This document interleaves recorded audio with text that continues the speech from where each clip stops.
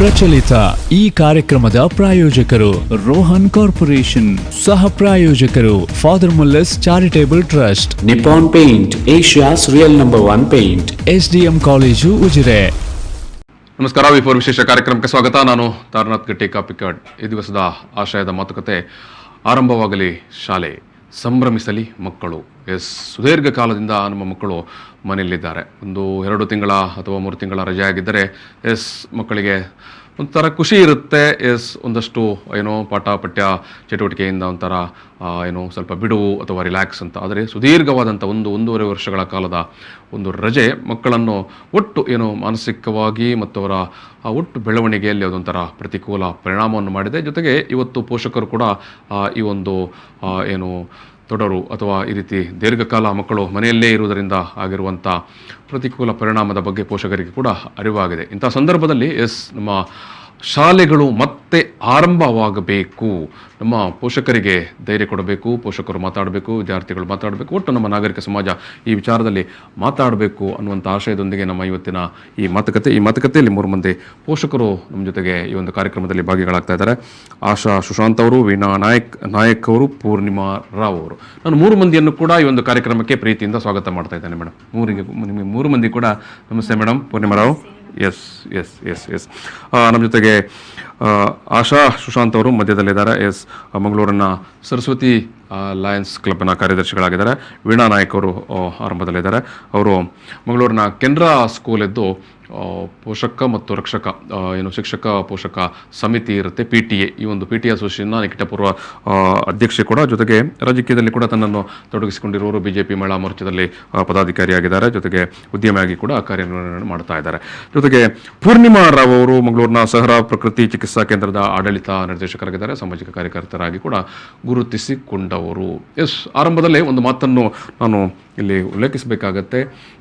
ಭಾರತ ಸರ್ಕಾರ, ಕೇಂದ್ರ ಸರ್ಕಾರ ಕಳೆದ ಬಾರಿನೇ ಲೋಕಸಭೆಗೆ ಕೊಟ್ಟಂಥ, ಸುಪ್ರೀಂ ಕೋರ್ಟ್ಗೆ ಕೊಟ್ಟಂಥ ವಾಗ್ದಾನದಲ್ಲಿ ಕೂಡ ಶಾಲೆಗಳನ್ನು ಆರಂಭಿಸಬಹುದು, ಮಕ್ಕಳಿಗೆ ಯಾವ ರೀತಿಯ ಗಂಭೀರ ತೊಂದರೆಗಳಿಲ್ಲ ಅನ್ನೋದನ್ನು ಉಲ್ಲೇಖ ಮಾಡಿದೆ. ಜೊತೆಗೆ ಲೋಕಸಭೆಗೆ ಕೊಟ್ಟಂಥ ಮಾತಿನಲ್ಲಿ ಕೂಡ ಸ್ಕೂಲ್ಗಳನ್ನು ಓಪನ್ ಮಾಡಬಹುದು, ಮಕ್ಕಳಿಗೆ ಯಾವುದೇ ತೊಂದರೆ ಇಲ್ಲ ಮತ್ತು ಎಲ್ಲ ಸುರಕ್ಷತಾ ಕ್ರಮಗಳನ್ನು ಕೈಗೊಳ್ಳಬಹುದು ಅನ್ನುವಂಥ ಅಭಿಪ್ರಾಯವನ್ನು ವ್ಯಕ್ತಪಡಿಸಿತ್ತು. ಜೊತೆಗೆ ಭಾರತದ, ನಾನು 3 ಮಂದಿ ನಂತರ ಉಲ್ಲೇಖ ಮಾಡುವಂಥದ್ದು, ಭಾರತದ ಆಲ್ ಇಂಡಿಯಾ ಪಿಡಿಯಾಟ್ರಿಷಿಯನ್ ಅಸೋಸಿಯೇಷನ್, ಅಖಿಲ ಭಾರತ ಮಕ್ಕಳ ತಜ್ಞ ವೈದ್ಯರುಗಳ ಸಂಘ ಕೂಡ ಹೇಳಿದಂಥ ವಿಚಾರ, ಮಕ್ಕಳಿಗೆ ಕೋವಿಡ್ನಿಂದ ಯಾವುದೇ ದೊಡ್ಡ ಗಂಭೀರ ಸಮಸ್ಯೆ ಆಗುವುದಿಲ್ಲ, ಸ್ಕೂಲ್ಗಳನ್ನು ಓಪನ್ ಮಾಡಬೇಕು ಅಂತ. ಕರ್ನಾಟಕದ ಕೋವಿಡ್ ಆ್ಯಕ್ಷನ್ ಕಮಿಟಿ ಏನಿದೆ, ಡಾಕ್ಟರ್ ದೇವಿ ಶೆಟ್ಟಿ ನೇತೃತ್ವದ ಸಮಿತಿ, ಈ ಸಮಿತಿ ಕೂಡ ಸರ್ಕಾರಕ್ಕೆ ಕೊಟ್ಟಂಥ ವರದಿಯಲ್ಲಿ ಸ್ಕೂಲ್ಗಳನ್ನು ಓಪನ್ ಮಾಡಬಹುದು ಅಂತ ಭಾರಿ ಸ್ಪಷ್ಟವಾಗಿ ಹೇಳಿತ್ತು. ಇಂತಹ ಸಂದರ್ಭದಲ್ಲಿ ಸರ್ಕಾರದ ಮೇಲೆ ಮತ್ತು ಒಟ್ಟು ಜನರಲ್ಲಿ ಒಂದು ಅಭಿಪ್ರಾಯವನ್ನು ರೂಪುಗೊಳ್ಳಬೇಕು. ಜನರಲ್ಲಿ ಒಂದಷ್ಟು ಗೊಂದಲಗಳು ಇರುವಂಥದ್ದೆಲ್ಲ ಸರಿ. ಎಲ್ಲ ಗೊಂದಲಗಳಿಗೆ ತಜ್ಞರುಗಳು, ಸರ್ಕಾರಗಳು, ವೈದ್ಯಕೀಯ ನೆಲೆಯಲ್ಲಿ ಮತ್ತು ವೈಜ್ಞಾನಿಕ ನೆಲೆಯಲ್ಲಿ ಎಲ್ಲ ಉತ್ತರಗಳು ಈಗಾಗಲೇ ಲಭಿಸಿದೆ. ಸೊ ಇಂತಹ ಸಂದರ್ಭದಲ್ಲಿ ನಮ್ಮ ಸ್ಕೂಲ್ಗಳು ಮತ್ತೆ ಓಪನ್ ಆಗಬೇಕು, ಮಕ್ಕಳು ಲವಲವಿಕೆಯಿಂದ ಓಡಾಡಬೇಕು, ಸಂಭ್ರಮಿಸಬೇಕು, ಅವರ ಪಾಠ ಪಠ್ಯ ಕಲಿಕೆ ಎಲ್ಲವೂ ಮತ್ತೆ ಯಥಾಸ್ಥಿತಿಗೆ ಟ್ರ್ಯಾಕ್ಗೆ ಬರಬೇಕು. ಈ ಹಿನ್ನೆಲೆಯಲ್ಲಿ ನಾನು ಮೊದಲಾಗಿ ವೀಣಾ ನಾಯಕ್ ಮೇಡಮ್ ನಿಮ್ಮ ಹತ್ರ ಕೇಳುವಂಥದ್ದು, ಒಂದು ಶಾಲೆಯ ಶಿಕ್ಷಕ ಪೋಷಕ ಸಮಿತಿ ಅಧ್ಯಕ್ಷರಾಗಿ ಕೂಡ ಕಾರ್ಯನಿರ್ವಹಿಸಿದವರು, ಸ್ಕೂಲ್ಗಳು ಓಪನ್ ಆಗಬೇಕು ಇಮಿಡಿಯೇಟ್ ಆಗಿ ಅನ್ನೋ ವಿಚಾರದಲ್ಲಿ ಏನು ಹೇಳಲಿಕ್ಕೆ ಬಯಸ್ತೀರಿ? Children are the most valuable resources and they are the hope of the future ಅಂತ ಹೇಳ್ತಾರೆ. ಸೊ ಈ ಹೋಪ್ ಫ್ಯೂಚರ್ ಎರಡು ಕೂಡ ಈಗ ಮನೆಯಲ್ಲೇ ಉಳಿದಿದೆ. ಸೊ ಇವರನ್ನ ಕೆಲವೊಂದು ಕ್ರಮಗಳನ್ನು ಅನುಸರಿಸಿ ಅವರನ್ನ ಹೇಗೆ ನಾವು ಮನೆಯಿಂದ ಹೊರಗೆ ತಂದು ಪುನಃ ಶಾಲೆಯ ವೇದಿಕೆ ಹೇಗೆ ಕರ್ಕೊಂಡು ಹೋಗ್ಬೋದು ಅಂತ ಹೇಳಿ ನಾವು ನಿಟ್ಟಿನಲ್ಲಿ ಆಲೋಚನೆ ಮಾಡಬೇಕಾಗ್ತದೆ. ಸ್ಕೂಲ್ಗಳು ರಿಓಪನ್ ಆಗಬೇಕು ಅನ್ನುವಂಥ ಅಭಿಪ್ರಾಯ ನಿಮ್ದು ಕೂಡ. ಆಶಾ ಮೇಡಮ್ ಅವರೇ, ಏನ್ ಹೇಳ್ತೀರಿ? ಸುದೀರ್ಘ ಕಾಲ ಮಕ್ಕಳು ಮನೆಯಲ್ಲಿ ಇದ್ದಾರೆ, ಏನ್ ಹೇಳಲಿಕ್ಕೆ ಬಯಸ್ತೀರಿ? ಹೌದು, ಮನೆಯಲ್ಲಿ 1.5 ವರ್ಷದಿಂದ ಮಕ್ಕಳು ಸತತ ಮನೆಯಲ್ಲಿದ್ದು ಮಾನಸಿಕವಾಗಿ ದೈಹಿಕವಾಗಿ ಅವರ ಸ್ವಾತಂತ್ರ್ಯವನ್ನು ಕಳ್ಕೊಳ್ತಾ ಇದ್ದಾರಂತ ನಾವು ಪೇರೆಂಟ್ಸ್ ಆಗಿ ಭಾವಿಸ್ತಾ ಇದ್ದೇವೆ. ಅವರಿಗೆ ಸೋಷಿಯಲ್ ಮಿಂಗಲ್ನೆಸ್, ಹೊರಗಡೆ ಹೋಗಿ ಅವರ ಭಾವನೆಯನ್ನು ಅವರ ಏಜಿನ ಮಕ್ಕಳ ಜೊತೆ ಹಂಚಲು ತುಂಬಾ ಅವರಿಗೆ ಸಿಗ್ತಾ ಇಲ್ಲ. ಸೊ ಮಕ್ಕಳಿಗೆ ಪಾಠದ ಜೊತೆ ಸೋಷಿಯಲ್ ಮಿಂಗಲ್ನೆಸ್ ಇಸ್ ವೆರಿ ಇಂಪಾರ್ಟೆಂಟ್. ಅವರು ನಾಳೆ ಯಾವುದೇ ಪದವಿ ಪೂರ್ವಕ ಇದು ಡಿಗ್ರಿ ತಕೊಂಡ್ರು ನಾಳೆ ಸೊಸೈಟಿಯನ್ನು ಫೇಸ್ ಮಾಡುವುದು ಕಲಿಬೇಕು. ಅದು ಗೊತ್ತಿಲ್ಲದಿದ್ದರೆ ಈ ಬಾಲ್ಯದ ಅವಧಿಯಲ್ಲಿ ಅದನ್ನೇ ಅವರು ಕಳ್ಕೊಳ್ತಾ ಇದ್ದಾರೆ ಅಂತ ನಾವು ಪೋಷಕರಾಗಿ ಗಮನಿಸ್ತಾ ಇದ್ದೇವೆ, ಫೀಲ್ ಮಾಡ್ತಾ ಇದ್ದೇವೆ. ಸೊ ಆದಷ್ಟು ಬೇಗ ಸ್ಕೂಲನ್ನು ತೆರೆಯುವುದೇ ಒಳ್ಳೆಯದು ಅಂತ. ಎಸ್ ಪೂರ್ಣಿಮಾ ಮೇಡಮ್, ಏನ್ ಹೇಳಲಿಕ್ಕೆ ಬಯಸ್ತೀರಿ? ಏನಂದ್ರೆ ಮಕ್ಕಳಿಗೆ ಮನೆಯಲ್ಲೇ ಇರೋದ್ರಿಂದ ಅವರ ಮಾನಸಿಕ ಮತ್ತು ದೈಹಿಕ ಬೆಳವಣಿಗೆ ಕುಂಠಿತವಾಗ್ತಾ ಇದೆ ಅಂತ ಒಂದು, ಮತ್ತು ಈ ಆನ್ಲೈನ್ ಕ್ಲಾಸ್ ಅಂತ ಹೇಳಿದ ಕೂಡಲೇ ಅವರು ಸಂಪೂರ್ಣವಾಗಿ ತಮ್ಮ ತಂತ್ರಜ್ಞಾನ ಏನು, ಈ ತಂತ್ರಜ್ಞಾನದಲ್ಲಿ ಅನುಕೂಲಗಳು ಅನಾನುಕೂಲಗಳು ಇವೆ. ಆದ ಕಾರಣ ನಮ್ಗೆ ಹೇಗೆ ಮಾಡಬೇಕು ಅಂತ ಹೇಳಿದ್ರೆ ಕೆಲವು ಪೋಷಕರಿಗೆ ಇದರ ಅನಾನುಕೂಲಗಳು ಅಂದ್ರೆ ಅದು ಗೊತ್ತಾಗುವುದಿಲ್ಲ. ಆದ ಕಾರಣ ಈ ಮಕ್ಕಳು ಏನ್ ಮಾಡ್ತಾರೆ, ಇವರು ಇಂಟರ್ನೆಟ್ ಅಂತ ಅಂತರ್ಜಾಲವನ್ನು ಉಪಯೋಗಿಸಿಕೊಂಡು ಅವರು ಬೇರೆ ವಿಧದಲ್ಲಿ ಬೇರೆ ಕಡೆಯಲ್ಲಿ ಅವರ ಗಮನಗಳು ತುಂಬಾ ಬೇಗ ಸೆಳೆತಾ ಇದೆ. ಆದ ಕಾರಣ ಆದಷ್ಟು ಬೇಗ ಈ ಶಾಲೆಗಳು ಆರಂಭವಾದಲ್ಲಿ ಅವರ ಮಾನಸಿಕ ಮತ್ತು ದೈಹಿಕ ಬೆಳವಣಿಗೆಗೆ ತುಂಬಾ ಪ್ರೋತ್ಸಾಹ ಸಿಗ್ತದೆ. ಅಲ್ಲಿಂದ ಅವರ ಚಟುವಟಿಕೆಗಳು ಸಂಪೂರ್ಣವಾಗಿ ಬೆಳೆಯಲಿಕ್ಕೆ ಸಾಧ್ಯತೆ ಉಂಟು ಅಂತ ಇದು ನಮ್ಮ ಅಭಿಪ್ರಾಯ. ಇದು ನಾನು ಮತ್ತೆ ವೀಣಾ ಮೇಡಮ್ಗೆ ಮತ್ತೆ ನಿಮ್ಗೆಲ್ರಿಗೂ ಕೇಳುವಂಥದ್ದು, ಈಗ ಆನ್ಲೈನ್ ಕ್ಲಾಸ್ ಅಂತ ಮಾಡ್ತಾ ಇದ್ದೇವೆ. ನಿಮಗೆ ಆನ್ಲೈನ್ ಕ್ಲಾಸೇ ಒಂಥರ ಏನು ಒಳ್ಳೆಯದು, ಅದೇ ಒಂದು ಪರಿಪೂರ್ಣ ಅಂತ ಅನಿಸ್ತಾ ಉಂಟಾ? ಇಲ್ಲ, ಆನ್ಲೈನ್ ಕ್ಲಾಸಸ್ ಪರಿಪೂರ್ಣ ಅಂತ ಅನಿಸ್ತಾ ಇಲ್ಲ. ಈಗ ಏನು ಇಲ್ಲದ ಕಾರಣ, ಬೇರೆ ಉಪಾಯ ಇಲ್ಲ ಕಾರಣ ಆನ್ಲೈನ್ ಫೈನ್, ಬಟ್ ಆನ್ಲೈನ್ ಪರಿಪೂರ್ಣ ಅಲ್ಲ. ಯಾಕಂತ ಹೇಳಿದ್ರೆ ಮಕ್ಕಳ ಒಂದು ಸ್ಕ್ರೀನ್ ಟೈಮಿಂಗ್ ಇಂದ ಅವರ ಕಣ್ಣಿಗೆ ಕೂಡ ದೃಷ್ಟಿ ದೋಷ ಬರಲಿದೆ, ಮತ್ತೆ irritation problem, long screen time ಇಂದ ಮಕ್ಕಳಲ್ಲಿ ಮೆಂಟಲ್ ಹೆಲ್ತ್, ಇರಿಟೇಷನ್, ಹೆಡ್ಏಕ್ ಇಂತ ಸಮಸ್ಯೆಗಳು ಕಾಣ ಬರ್ಲಿಕ್ಕೆ ಇದೆ ಅಂತ ಹೇಳುವಕ್ಕಿಂತ ಆಲ್ರೆಡಿ ಕಾಣ್ಲಿಕ್ಕೆ ಶುರು ಆಗಿದೆ, ಆರಂಭವಾಗಿದೆ. ಸೊ ಈ ಮೆಂಟಲ್ ಹೆಲ್ತ್ ಪ್ರಾಬ್ಲಮ್, ಮತ್ತಿನ್ನೊಂದು ಏನ ಹೇಳಿದ್ರೆ ಮಕ್ಕಳು ಆನ್ಲೈನ್ ಇರ್ಬೇಕಾದ್ರೂ ಆಫ್ಲೈನ್ ಅಲ್ಲಿ ಇಟ್ಟು ಅವರೇನೋ ಅವರದ್ದೇ ಕೆಲಸಗಳಲ್ಲಿ, ಅವರ ಆಟಗಳಲ್ಲಿ, ಯಾಕಂದ್ರೆ ಕಂಟಿನ್ಯೂಸ್ ಆಗಿ ಅವರಿಗೆ ಅದು ಕಾನ್ಸಂಟ್ರೇಷನ್ ಪವರ್ ಇರುವುದಿಲ್ಲ. ಸೊ ಅವರದ್ದೇ ಏನೋ ಮಾಡ್ತಾರೆ, ಆಫ್ಲೈನ್ ಇರ್ತಾರೆ, ಅಂತದೆಲ್ಲ ಸಮಸ್ಯೆಗಳು ಪಾಪ ಫೇಸ್ ಮಾಡ್ತಾ ಇದ್ದಾರೆ. ಏನ್ ಹೇಳ್ತೀರಿ Asha madam, Poornima madam? Mind set ಮಕ್ಕಳಿಗೆ ಹೇಗೆ ಆಗಿದೆ ಅಂದ್ರೆ, ನಾವು ಪರೀಕ್ಷೆಗಳು ಬರೆಯದಿದ್ರು ಸಹ ನಮ್ಗೆ ಉನ್ನತಿ ಸಿಗ್ತದೆ, ತೇರ್ಗಡೆ ಪಡಿತಾ ಇದ್ದೇವೆ ಅನ್ನುವಂತ ಒಂದು ಮೈಂಡ್ ಸೆಟ್ ಅವರಲ್ಲಿ ಈಗ ಕುಳಿತುಕೊಂಡಿದೆ. ಹೀಗಾಗಿ ಆದಷ್ಟು ಬೇಗ ಶಾಲೆಗಳು ಆರಂಭವಾದಲ್ಲಿ ಅವರಿಗೆ ನಿಜತ್ವ ಏನು ಅಂತ ತುಂಬಾ ಬೇಗ ಅರ್ಥ ಆಗ್ತದೆ ಅಂತ ನನ್ನ ಅನಿಸಿಕೆ. ಈಗ ನೀವು ಹೇಳಿದಾಗೆ ನಾವು ಪಾಸ್ ಆಗುತ್ತೆ, ಪಾಸ್ ಮಾಡ್ತಾರೆ ಅಂತ ಆ ಒಂದು ಮೈಂಡ್ ಸೆಟ್ ಮನೋಧರ್ಮ ಬಂದ್ರೆ ಮಕ್ಕಳಲ್ಲಿ ಒಂದು ಉದಾಸೀನತೆ ಮತ್ತೆ ಮೂಡುದಿಲ್ವಾ? ಅದೇ ಕಾಂಪಿಟೇಷನ್ ಇರೋದಿಲ್ಲ ಮಕ್ಕಳಲ್ಲಿ. ಯೂಶುವಲಿ ಬಿಫೋರ್ ಅಂಡ್ ಆಲ್ ನಾವು ಸ್ಕೂಲಿಗೆ ಹೋದಾಗ ನಾನು ಕ್ಲಾಸಲ್ಲಿ ಫಸ್ಟ್ ಬರ್ಬೇಕು, ಸೆಕೆಂಡ್ ಬರ್ಬೇಕು ಅಂತದೆಲ್ಲ ಇತ್ತು. ಈಗ ಪಾಸ್ ಆಗ್ತೀವಿ, ಇಷ್ಟೇ ಮಾರ್ಕ್ಸ್ ಸಿಕ್ಕಿದ್ರೆ ನೆಕ್ಸ್ಟ್ ಇಯರ್ ಆನ್ಲೈನ್ ಏನಿದೆ ಅಂದ್ರೆ ಡಿಸ್ಕಷನ್ ಇಲ್ಲ, ಟೀಚರ್ಸ್ ಜೊತೆ ಮಾತಾಡ್ಲಿಕ್ಕೆ, ಅವ್ರದ್ದು ಡೌಟ್ಫುಲ್ನೆಸ್ ಕೇಳಲಿಕ್ಕೆ ಏನು ಡೈರೆಕ್ಟ್ ವೇದಿಕೆ ಇಲ್ಲ, ಇಂಟರಾಕ್ಷನ್ ಇಲ್ಲ ಟೀಚರ್ಸ್ ಜೊತೆ. ಏನ್ ಹೇಳ್ತಾರೆ, just gossiping and writing something ಅಷ್ಟೇ. ಮತ್ತೆ ಎಲ್ಲಾ ಮಕ್ಕಳಲ್ಲಿ ನಾನು ನೋಡಿದಾಗ, ಅಂದ್ರೆ ಸಾಧಾರಣ ಸುಮಾರು ಪೇರೆಂಟ್ಸ್ ಗಳ ನನ್ಗೆ ಒಡನಾಟ ಇರುವುದ್ರಿಂದ ಎಲ್ಲಾ ಮಕ್ಕಳು ಯೂಟ್ಯೂಬರ್ಸ್ ಆಗ್ಲಿಕ್ಕೆ ನೋಡ್ತಾ ಇದ್ದಾರೆ. ಸೊ ಅದೇ ಒಂದು ಇದು ಎಂತ ಹೇಳಿದ್ರೆ ಈಗ ಯೂಟ್ಯೂಬ್ ಅಲ್ಲಿ ಇನ್ಕಮ್ ಎಷ್ಟು ಬರತ್ತೆ, ಹಾಗೆ ಬರತ್ತೆ, ಹೀಗೆ ಬರತ್ತೆ ಅಂತ ಎಲ್ಲ ಅವರಿಗೆ ಸುಲಭದಲ್ಲಿ ಈಗ ಥ್ರೂ ಎಲ್ಲರ ಕೈಯಲ್ಲಿ ಈಗ ಮೊಬೈಲ್ ಬಂದಿರೋದ್ರಿಂದ, ಸೊ ಅದೊಂದು ವೇದಿಕೆ ಅವರಿಗೆ ಬಹಳ ಸುಲಭ ಅಂತ ಅನ್ಸಿದೆ. ಯೂಟ್ಯೂಬ್ ಅಲ್ಲಿ ಏನಾದ್ರೂ ವಿಡಿಯೋ ಮಾಡಿ ಹಾಕುದು, ಇಷ್ಟು ಗಳಿಸ್ಬೋದು, ಸಂಭಾವನೆ ಗಳಿಸ್ಬೋದು ಅದರಿಂದ, ಅದೇ ಒಳ್ಳೆ ಫ್ಯೂಚರ್, ಮನೆಯಲ್ಲಿ ಕುತ್ಕೊಂಡಲ್ಲೇ ಚೇರ್ ಅಲ್ಲಿ ಕುತ್ಕೊಂಡಲ್ಲೇ ಆಗತ್ತೆ ಅಂತ ಹೇಳಿ. ವಾಸ್ತವ ಏನಂತ ಹೇಳಿದ್ರೆ, ನೀವು ಯೂಟ್ಯೂಬ್ಗೆಲ್ಲ ಅಪ್ಲೋಡ್ ಮಾಡಿದ ತಕ್ಷಣ ನಿಮಗೆ ದುಡ್ಡು ಬರೋದಿಲ್ಲ.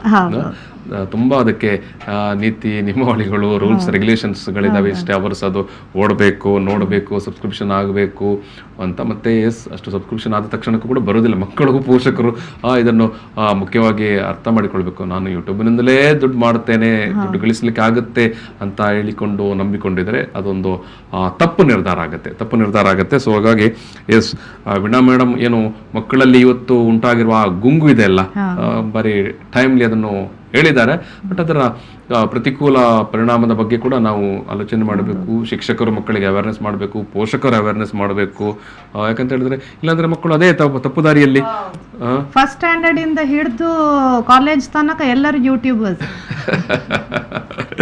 ಎಲ್ಲರೂ ಎಲ್ಲವನ್ನು ಫೋಟೋ ತೆಗೆಯೋದು, ಅಪ್ಲೋಡ್ ಮಾಡುವಂತದ್ದು ಅದೊಂದು ಫ್ಯಾಷನ್ ಆಗ್ಬಿಟ್ಟಿದೆ. ಅಂದ್ರೆ ಕ್ರಿಯೇಟಿವ್ ಆಗಿ ಮಕ್ಕಳಿಗೆ ಕ್ರಿಯೇಟಿವಿಟಿ ಸರಿ, ಬಟ್ ಅದೇ ಪ್ರೊಫೆಷನ್ ಆದ್ರೆ ಐ ಮೀನ್ ಆಗ್ಬಾರ್ದು ಹೇಳಿ ಅಲ್ಲ, ಆದ್ರೆ ಏಜ್ ಕರೆಕ್ಟ್ ಇಲ್ಲ. ಈ ಏಜ್ ಅಲ್ಲಿ ಕಲಿಯುವಂತ ಒಂದು ವಯಸ್ಸು ಇರ್ತಲ್ಲ. ನೀವು ಬೇಸಿಕ್ ಆಗಿ ಒಂದು ಅನೇಕ ವಿಚಾರಗಳನ್ನು ಕಲಿಲಿಕ್ಕೆ ಇರುತ್ತೆ ಅಲ್ವಾ ಮೇಡಮ್? ಈಗ ನೀವೊಂದು PUC ಅಥವಾ ಡಿಗ್ರಿ ತನಕ ನೀವು ಫಾರ್ಮಲ್ ಎಜುಕೇಶನ್ ನಲ್ಲೇ ತುಂಬಾ ವಿಚಾರಗಳನ್ನು ಕಲಿಲಿಕ್ಕೆ ಇರುತ್ತೆ ಅಲ್ವಾ? ನೀವು ಈ ಟೈಮಲ್ಲಿ ನೀವು ಬೇರೆ ಏನು ಇದಕ್ಕೆ ಅಟ್ರಾಕ್ಷನ್ ಅದಲ್ಲ, ಕಾನ್ಸಂಟ್ರೇಷನ್ ಸ್ಟಡೀಸ್ ಕಡೆ ಕಮ್ಮಿ ಆಗುತ್ತೆ.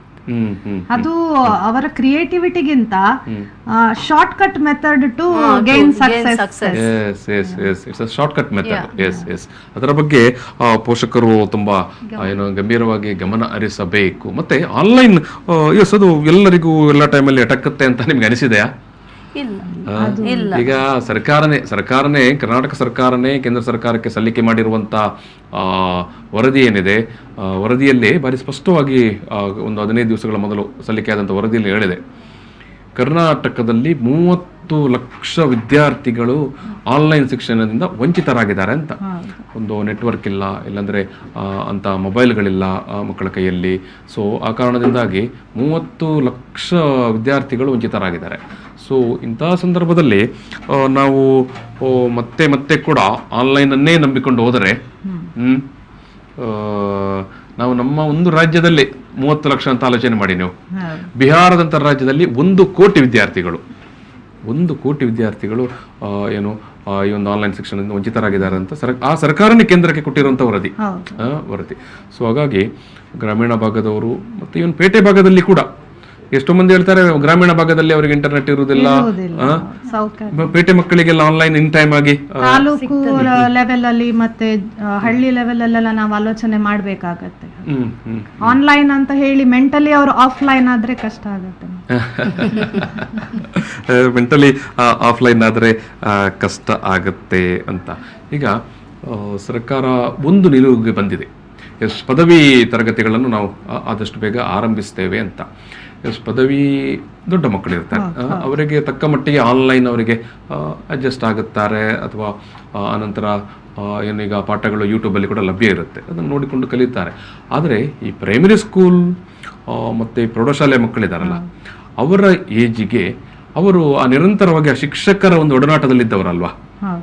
ಈಗ ಅವರು ಮತ್ತೆ ಶಿಕ್ಷಕರ ಒಡನಾಟಕ್ಕೆ ಬರುವುದು ಬೇಡವಾ ಅಂತ? ಖಂಡಿತ ಬರ್ಬೇಕು, ಅದು ತುಂಬಾ ಮುಖ್ಯ ಆಗತ್ತೆ. ಒಂದು ಫಿಸಿಕಲ್ ಟಚ್, ಒಂದು ಡೈರೆಕ್ಟ್ ಕಾಂಟ್ಯಾಕ್ಟ್ ಕಣ್ಣಿದು, ಅದು ತಪ್ಪಿ ಹೋಗಿದೆ.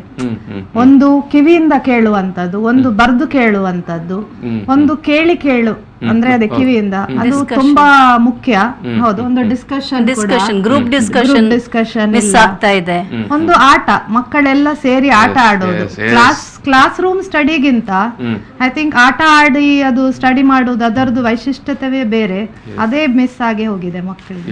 ವೈಶಿಷ್ಟ್ಯತೆ ಮತ್ತು ಅದು ಆ ಏಜ್ ಗ್ರೂಪ್ನಲ್ಲಿ ಮಕ್ಕಳಿಗೆ ಅವರ ಏನು ದೈಹಿಕ ಬೆಳವಣಿಗೆಗೆ ಬಾರಿ ದೊಡ್ಡದ ಮಟ್ಟದಲ್ಲಿ ಏನು ಈಗ ಮೇಡಮ್ ಹೇಳಬೇಕು, ಪ್ರಕೃತಿ ಚಿಕಿತ್ಸೆ ಬಗ್ಗೆ ಮಾತನಾಡುವ ಸಂದರ್ಭದಲ್ಲಿ ಈಗ ಮಕ್ಕಳಿಗೆ ಸಹಜವಾದಂತ ಒಂದು ಆಟ ಪಾಠದ ವಾತಾವರಣ ಏನ್ ಹೇಳಲಿಕ್ಕೆ ಬಯಸ್ತೀರಿ? ಈ ಮಕ್ಕಳಿಗೆ ಆ ಆಟವನ್ನು ನಾವು ಈಗ ಸ್ಕೂಲಲ್ಲಿ ಒಂದಷ್ಟು ಪ್ರತಿದಿನ ಒಂದಷ್ಟು ಆಟ ಆಡ್ಲಿಕ್ಕೆ ಇರುತ್ತೆ. ದಿನನಿತ್ಯ ನಮ್ಗೆ ಇಂತಿಷ್ಟು ಗಂಟೆಯಿಂದ ಇಂತಿಷ್ಟು ಗಂಟೆ ತನಕ ಶಾಲಾ ಚಟುವಟಿಕೆಗಳಂತ ಇರ್ತಾ ಇದೆ ಅಲ್ವಾ. ಅದರಲ್ಲಿ ನಮ್ಗೆ ಬೆಳಿಗ್ಗೆ 4 ಪೀರಿಯಡ್ಸ್, ಸಂಜೆ 4 ಪೀರಿಯಡ್ಸ್ ಇರ್ತದೆ. ಅದರಲ್ಲಿ ದಿನದಲ್ಲಿ 1 ಪೀರಿಯಡ್ ನಮ್ಗೆ ಆಟಕ್ಕೆ ಅಂತ ನಿಯಮಿತವಾಗಿದೆ ಅಲ್ವಾ. ಸೊ ಹಾಗಾಗಿ ಹಾಗೆ ಇರುವಾಗ ಅದು ಮನೆಯಲ್ಲಿ ಇದ್ದು ನಾವು ಆನ್ಲೈನ್ ಪಾಠ ಕಲಿಯುವುದಕ್ಕಿಂತ ಅಲ್ಲಿ ಹೋಗಿ ಆ ಟೀಚರ್ಸ್ನವರೊಟ್ಟಿಗೆ ಇಂಟರಾಕ್ಷನ್ ಮಾಡುವಾಗ ಮತ್ತೆ ಎಲ್ಲ ಮಕ್ಕಳ ಒಟ್ಟಿಗೆ ಸೇರಿ ಆಟಗಳನ್ನು ಆಡುವಾಗ ನಮ್ಮ ಮಾನಸಿಕ ಬೆಳವಣಿಗೆ, ದೈಹಿಕ ಬೆಳವಣಿಗೆ ಎರಡಕ್ಕೂ ಪೂರಕ ಆಗ್ತದೆ ಅಂತ. ಹಾಗೆ ಎಸ್, ಮಾನಸಿಕ ಬೆಳವಣಿಗೆ ಬಗ್ಗೆ ಮಾತಾಡಿದರೆ ಎಸ್, ನೀವು 3 ಮಂದಿ ಕೂಡ ಹೇಳಬೇಕಾದಂತ ವಿಚಾರ. ಎಸ್, ಮಕ್ಕಳೆಲ್ಲೋ ಈಗ ತುಂಬಾ ಮಂಕಾದ ಹಾಗೆ ಅನಿಸುದಿಲ್ಲ ಸುದೀರ್ಘ ಟೈಮ್ ಮನೆಯಲ್ಲಿದ್ದರಿಂದ? ಖಂಡಿತ ಮಂಕ ಆಗಿದ್ದಾರೆ. ಅವರಿಗೆ ಹೊರಗೆ ಕಾಲು ಇಡ್ಲಿಕ್ಕೆ ಬೇಡ. ಈಗ ಆಟ ಆಡುದು ಮತ್ತೆ ವಿಷಯ, ಈಗ ಅವರಿಗೆ ಹೊರಗೆ ಕಾಲು ಇಡ್ಲಿಕ್ಕೆ ಬೇಡ. ಯಾಕಂದ್ರೆ ಎಲ್ಲಿಯೂ ಅವರ ಏಜ್ ಗ್ರೂಪ್ನವರು ಅವರಿಗೆ ಸಿಗುವುದಿಲ್ಲ. ಹಾಗೆ ಫ್ಯಾಮಿಲಿ ಮೆಂಬರ್ಸ್ ಜೊತೆನು ಅಷ್ಟೊಂದು ಮಿಂಗಲ್, ಯಾರಾದ್ರೂ ಗೆಸ್ಟ್ ಬಂದ್ರೆ ಇವ್ರದ್ದು ಮೊಬೈಲ್ ಲ್ಯಾಪ್ಟಾಪ್ ಇಟ್ಕೊಂಡು ರೂಮ್ ಅಷ್ಟೇ, ಅವ್ರದ್ದು ಪ್ರಪಂಚನೇ ಅಷ್ಟಾಗ್ಬಿಟ್ಟಿದೆ. ಯಾರಾದ್ರೂ ಬಂದ್ರೆ ಅವರನ್ನು ಹೇಗೆ ಗ್ರೀಟ್ ಮಾಡಬೇಕು ಅದೆಲ್ಲ ಎಲ್ಲಿ ಮಿಸ್ ಆಗ್ತಾ ಇದೆ. ಸೋಷಿಯಲ್ ಇದು ಅಂದ್ರೆ ಬರುದು ಹೋಗುದೇ ಇಲ್ಲ ಈಗ ಮನೆಗೆ. ಈಗ ಸ್ವಲ್ಪ ಸಡಿಲಿಕ್ಕೆ ಬಂದಿರೋದ್ರಿಂದ ಬಂದ್ರು ಇವರಿಗೆ ಈಗ ಇವರು ಆನ್ಲೈನ್ ಎಡಿಕ್ಷನ್ ಅಂತ ಹೇಳಿ ಒಂದು ಏನ್ ಹೇಳ್ತೇವೆ, ಎಡಿಕ್ಟ್ ಆಗ್ತಾ ಇದ್ದಾರೆ. ಅಂದ್ರೆ ಕುಟುಂಬದ ಸಂಬಂಧಗಳ ಬೆಳವಣಿಗೆ ಕುಂಠಿತವಾಗ್ತಾ ಉಂಟು. ಒಂಥರ ನೀವು ಹೇಳಿದಾಗ ಆ ಗ್ಯಾಜೆಟ್ಗೆನೆ ಮಕ್ಕಳು ತುಂಬಾ ಎಡಿಕ್ಟ್ ಆಗ್ತಾ ಇದ್ದಾರೆ. ಮೇಡಮ್ ಒಂದು ಹೇಳಿದ್ರಲ್ಲ, ಮನೆಗೆ ಬಂದ್ರೆ ಕೂಡ ಮಕ್ಕಳು ಗ್ರೀಟ್ ಮಾಡ್ಲಿಕ್ಕೆ ಗೊತ್ತಿಲ್ಲ. ಹೌದು, ಅವರನ್ನು ಬಂದವರ ಜೊತೆಗೆ ನಾವು ಮಾತಾಡ್ಬೇಕಾ, ಮಾತಾಡ್ಬೇಕು. ಇಲ್ಲಾಂದ್ರೆ ಮೊದಲೆಲ್ಲ ಮಕ್ಕಳು ಯಾರೇ ಏನು ಬೇರೆ ಸಂಬಂಧಿಕರು, ಬಂಧು ಬಳಗದವರು, ಫ್ರೆಂಡ್ಸ್ ಪೋಷಕರು ಬಂದರೆಲ್ಲ ತುಂಬಾ ಎಂಜಾಯ್ ಮಾಡ್ತಾ ಇದ್ರು. ಅಲ್ವಾ? ಇವಾಗ ನೀವು ಹೇಳಿದಾಗ, ಯಾಕಂತ ಹೇಳಿದ್ರೆ ನಾವು ಮೊದಲು ನಮ್ಮ ಹತ್ರ ಒಂದು ಅಭಿಪ್ರಾಯ ಇತ್ತು, ನಮ್ಮ ಶಾಲೆಗಳಲ್ಲಿ ಕೂಡ ಒಂದು ಅಭಿಪ್ರಾಯ ಇತ್ತು, ಮಕ್ಕಳು ಮೊಬೈಲ್ ಸ್ಕೂಲ್ಗೆ ಕಾಲೇಜ್ಗೆ ತರಬಾರದು ಅಂತ. ಈಗ ಅನಿವಾರ್ಯವಾಗಿ ಆನ್ಲೈನ್ ಕಾರಣಕ್ಕಾಗಿ ನಾವು ಮಕ್ಕಳ ಕೈಗೆ ಮೊಬೈಲ್ ಕೊಡ್ಲೇಬೇಕಾಯ್ತು. ಮಕ್ಕಳಿಗೆ ಅದಕ್ಕೆ ಅಡಿಕ್ಟ್ ಆಗಿದ್ದಾರೆ. ಅದರಿಂದ ಹೊರಗೆ ತರುವುದು ಹೇಗೆ ಹೇಳಿ? ಅದರಿಂದ ಹೊರಗೆ ತರುವುದು ಈಗ ಪೋಷಕರ ದೊಡ್ಡ ಸಮಸ್ಯೆ ಅಲ್ವಾ ಅದು? ಸ್ಕೂಲ್ ಓಪನ್ ಆಗ್ಬೇಕು. ಒಂದೇ ಒಂದು ಉಪಾಯ, ಸ್ಕೂಲ್ ರೀಓಪನ್ ಆಗುವಂತ. ಅಂದ್ರೆ ಸರ್ಕಾರವು ಎಲ್ಲದಕ್ಕೂ ಆದೇಶ ಕೊಟ್ಟಿದೆ. ಸಿನಿಮಾ ಥಿಯೇಟರ್ ಓಪನ್ ಆಗ್ಲಿಕ್ಕೆ ಆದೇಶ ನೀಡಿದೆ. ವಾಣಿಜ್ಯ ಮಾಲ್ಗಳು, ಶಾಪಿಂಗ್ ಕಾಂಪ್ಲೆಕ್ಸ್ ಎಲ್ಲ ಕಡೆ ಮಕ್ಕಳನ್ನ ಕರ್ಕೊಂಡು ಹೋಗ್ತಾರೆ. ಮದ್ವೆಗೂ ಮಕ್ಕಳನ್ನ ಕರ್ಕೊಂಡು ಹೋಗ್ತಾರೆ. ಸ್ಕೂಲಿಗೆ ರಶ್ ಆಗಿದೆ, ಸ್ಕೂಲ್ ಯಾಕೆ ಬೇಡ? ಸ್ಕೂಲ್ ಯಾಕೆ ಬೇಡ? ಎಸ್, ಈಗ ನಾವು ಈ ಕೋವಿಡ್ನ ಸಂದರ್ಭದಲ್ಲಿ, ಕೊರೋನಾ ಸಂದರ್ಭದಲ್ಲಿ ಕಳೆದ ವರ್ಷದಿಂದ ಕೋವಿಡ್ ವೈರಸ್ನ ಚೈನ್ ಬ್ರೇಕ್ ಮಾಡಬೇಕನ್ನುವಂಥದ್ದೇ ಪಾಲಿಸಿ.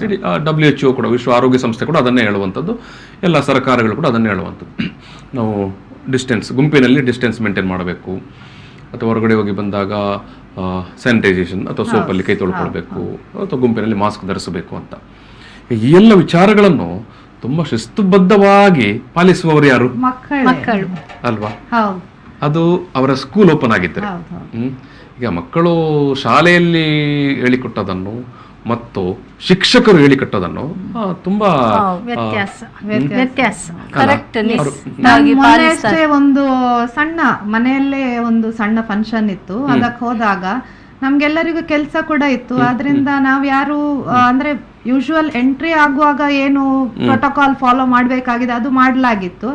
ಮತ್ತೆ ಎಲ್ಲರೂ ಬಿಸಿ ಇದ್ದೇವೆ. ಆದ್ರೆ ಒಂದು 2 ಮಕ್ಕಳು ಅವರು ಬೆಳಿಗ್ಗೆಯಿಂದ ಧರಿಸಿದ್ದ ಮಾಸ್ಕ್ ಅನ್ನು ಅವರು ಸಂಜೆ ತನಕ ತೆಗಿಲಿಲ್ಲ. ಹಾಗೆ ಹೇಳುವಾಗ ಮಕ್ಕಳು ಜಾಸ್ತಿಯಾಗಿ ಅದನ್ನು ಫಾಲೋ ಮಾಡ್ತಾರೆ. ಎಸ್, ಮತ್ತೆ ಯಾವುದೇ ಶಿಸ್ತಿನ ವಿಚಾರಕ್ಕೆ ಸಂಬಂಧಪಟ್ಟಾಗಿ ನಾವು ಡಿಸಿಪ್ಲಿನ್ ಅಂತ ಹೇಳ್ತೇವಲ್ಲ ಮಕ್ಕಳು, ಅದನ್ನು ಶಾಲೆಯಲ್ಲಿ ಮಕ್ಕಳಿಗೆ ಹೇಳಿಕೊಟ್ಟಷ್ಟು ಏನು ಶಿಕ್ಷಕರು ಪದೇ ಪದೇ ಹೇಳ್ತಾರೆ, ನೆನಪು ಮಾಡ್ತಾರೆ ಅಲ್ವಾ? ಮತ್ತೆ ಪೋಷಕರು ಹೇಳಿದನ್ನೆಲ್ಲ ಕೇಳ್ತಾರೆ ಮಕ್ಕಳು ಮನೆಯಲ್ಲೇ? ನೀವು ಹೇಳಿ. ಇಲ್ಲ, ಶಾಲೆ ಅಂತ ಹೇಳಿದ ಕೂಡಲೇ ಅದಕ್ಕೆ ಒಂದು ರೀತಿಯ ಗೌರವ ಸೀಮಿತವಾಗಿದೆ ಸರ್. ಪೋಷಕರು ಪಾಠಶಾಲೆಯ ಮೊದಲಿನ ಗುರು, ಆದರೂ ಕೂಡ ನಮಗೆ ಶಾಲೆಗೆ ಸೇರಿಸಿದ ನಂತರ ಆ ಗುರುಗಳು ಏನು ಹೇಳಿಕೊಡ್ತಾರೆ ಅದೇ ನಿಜ ಅಂತ ಮಕ್ಕಳು ಅಂಕದಿಂದ ಬಂದ್ರೆ ತೀರ್ಥ. ಹೋಮ್ವರ್ಕ್ ಮಾಡೋ ಕೂಡ ಅಮ್ಮ ಏನಾದ್ರು ಕರೆಕ್ಷನ್ ಹೇಳಿದ್ರೆ ಮಕ್ಕಳು ಹೇಳ್ತಾರೆ, ಇಲ್ಲ ಟೀಚರ್ ಹೇಳಿದ್ದಾರೆ ಅಲ್ವಾ, ಇದೇ ಕರೆಕ್ಟ್, ಟೀಚರ್ ಹೇಳಿದ್ದಾರೆ ನನ್ನದು ಅಂತ. ಸೊ ಮಕ್ಕಳು ಟೀಚರನ್ನು ಅಥವಾ ಶಿಕ್ಷಕರನ್ನು ತುಂಬಾ ನಂಬ್ತಾರೆ. ನೀವು ಹೇಳಿದಾಗ ಅದೊಂದು ವಿಶೇಷವಾದಂತ ಒಂದು ಮಹತ್ವ ಉಂಟು, ಅದಕ್ಕೆ ಮಹತ್ವ ಉಂಟು. ಸೊ ಹಾಗಾಗಿ ಯಾವುದೇ ಡಿಸಿಪ್ಲಿನ್ ವಿಚಾರಗಳನ್ನು ಕೂಡ ಶಿಕ್ಷಕರು ಅಥವಾ ಶಾಲೆಯಲ್ಲಿ ಹೇಳಿದರೆ ಅದನ್ನು ಮಕ್ಕಳು ತುಂಬಾ ಚೆನ್ನಾಗಿ ಫಾಲೋ ಮಾಡ್ತಾರೆ. ಈಗ ನಾವು ನೋಡಿದ್ದೇವೆ, ಈಗ ಸ್ವಚ್ಛತೆ ವಿಚಾರಕ್ಕೆ ಸಂಬಂಧಪಟ್ಟ ಹಾಗೆ ನಾವು ದಾರಿ ಬದಿಯಲ್ಲಿ ಕಸ ಬಿಸಾಡಬಾರದು, ತ್ಯಾಜ್ಯಗಳನ್ನು ಎಸಿಬಾರದು ಅಂತ ನಾವು ದೊಡ್ಡವರ ಮುಂದೆ ಎಷ್ಟು ಭಾಷಣ ಮಾಡಿದ್ರದ್ದು ಲೆಕ್ಕಕ್ಕಿಲ್ಲ.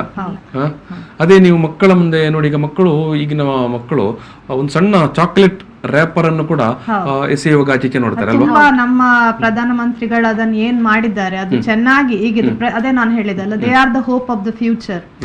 ನಮ್ಮ ಫ್ಯೂಚರ್ ಅಟ್ ಲೀಸ್ಟ್ ಚೆನ್ನಾಗಿರತ್ತೆ ಎಂಬ ನಂಬಿಕೆ, ಅದನ್ನ ಚೆನ್ನಾಗಿ ಫಾಲೋ ಮಾಡ್ತಾ ಇದ್ದಾರೆ. ಅಂದ್ರೆ ಮಕ್ಕಳಿಗೆ ನಾವು ಹೇಳಿಕೊಟ್ರೆ ಅವರದನ್ನು ಪ್ರಜ್ಞಾಪೂರ್ವಕವಾಗಿ ಸ್ವೀಕರಿಸ್ತಾರೆ. ಒಂದು ಸಣ್ಣ ಕಸ ಇದ್ರೂ ಕೂಡ ಎಲ್ಲಾದ್ರೂ ಕಸದ ಬುಟ್ಟಿ ಉಂಟಾ ಅಂತಲೇ ನೋಡಿಸ್ತಾರೆ.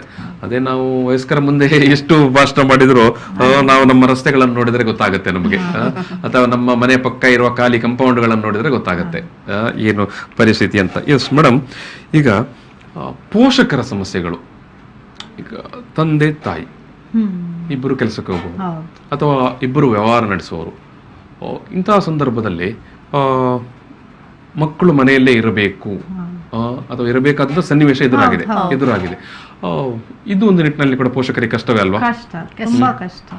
ಯಾಕಂತ ಹೇಳಿದ್ರೆ ತಂತ್ರಜ್ಞಾನದ ಅಳವಡಿಕೆ ಏನಿದೆ, ಅಂತರ್ಜಾಲ, ಇದರಿಂದ ಈ ಆನ್ಲೈನ್ ಕ್ಲಾಸ್ಗಳು ಅಂತ ಈಗ ನಡೀತಾ ಇದೆ.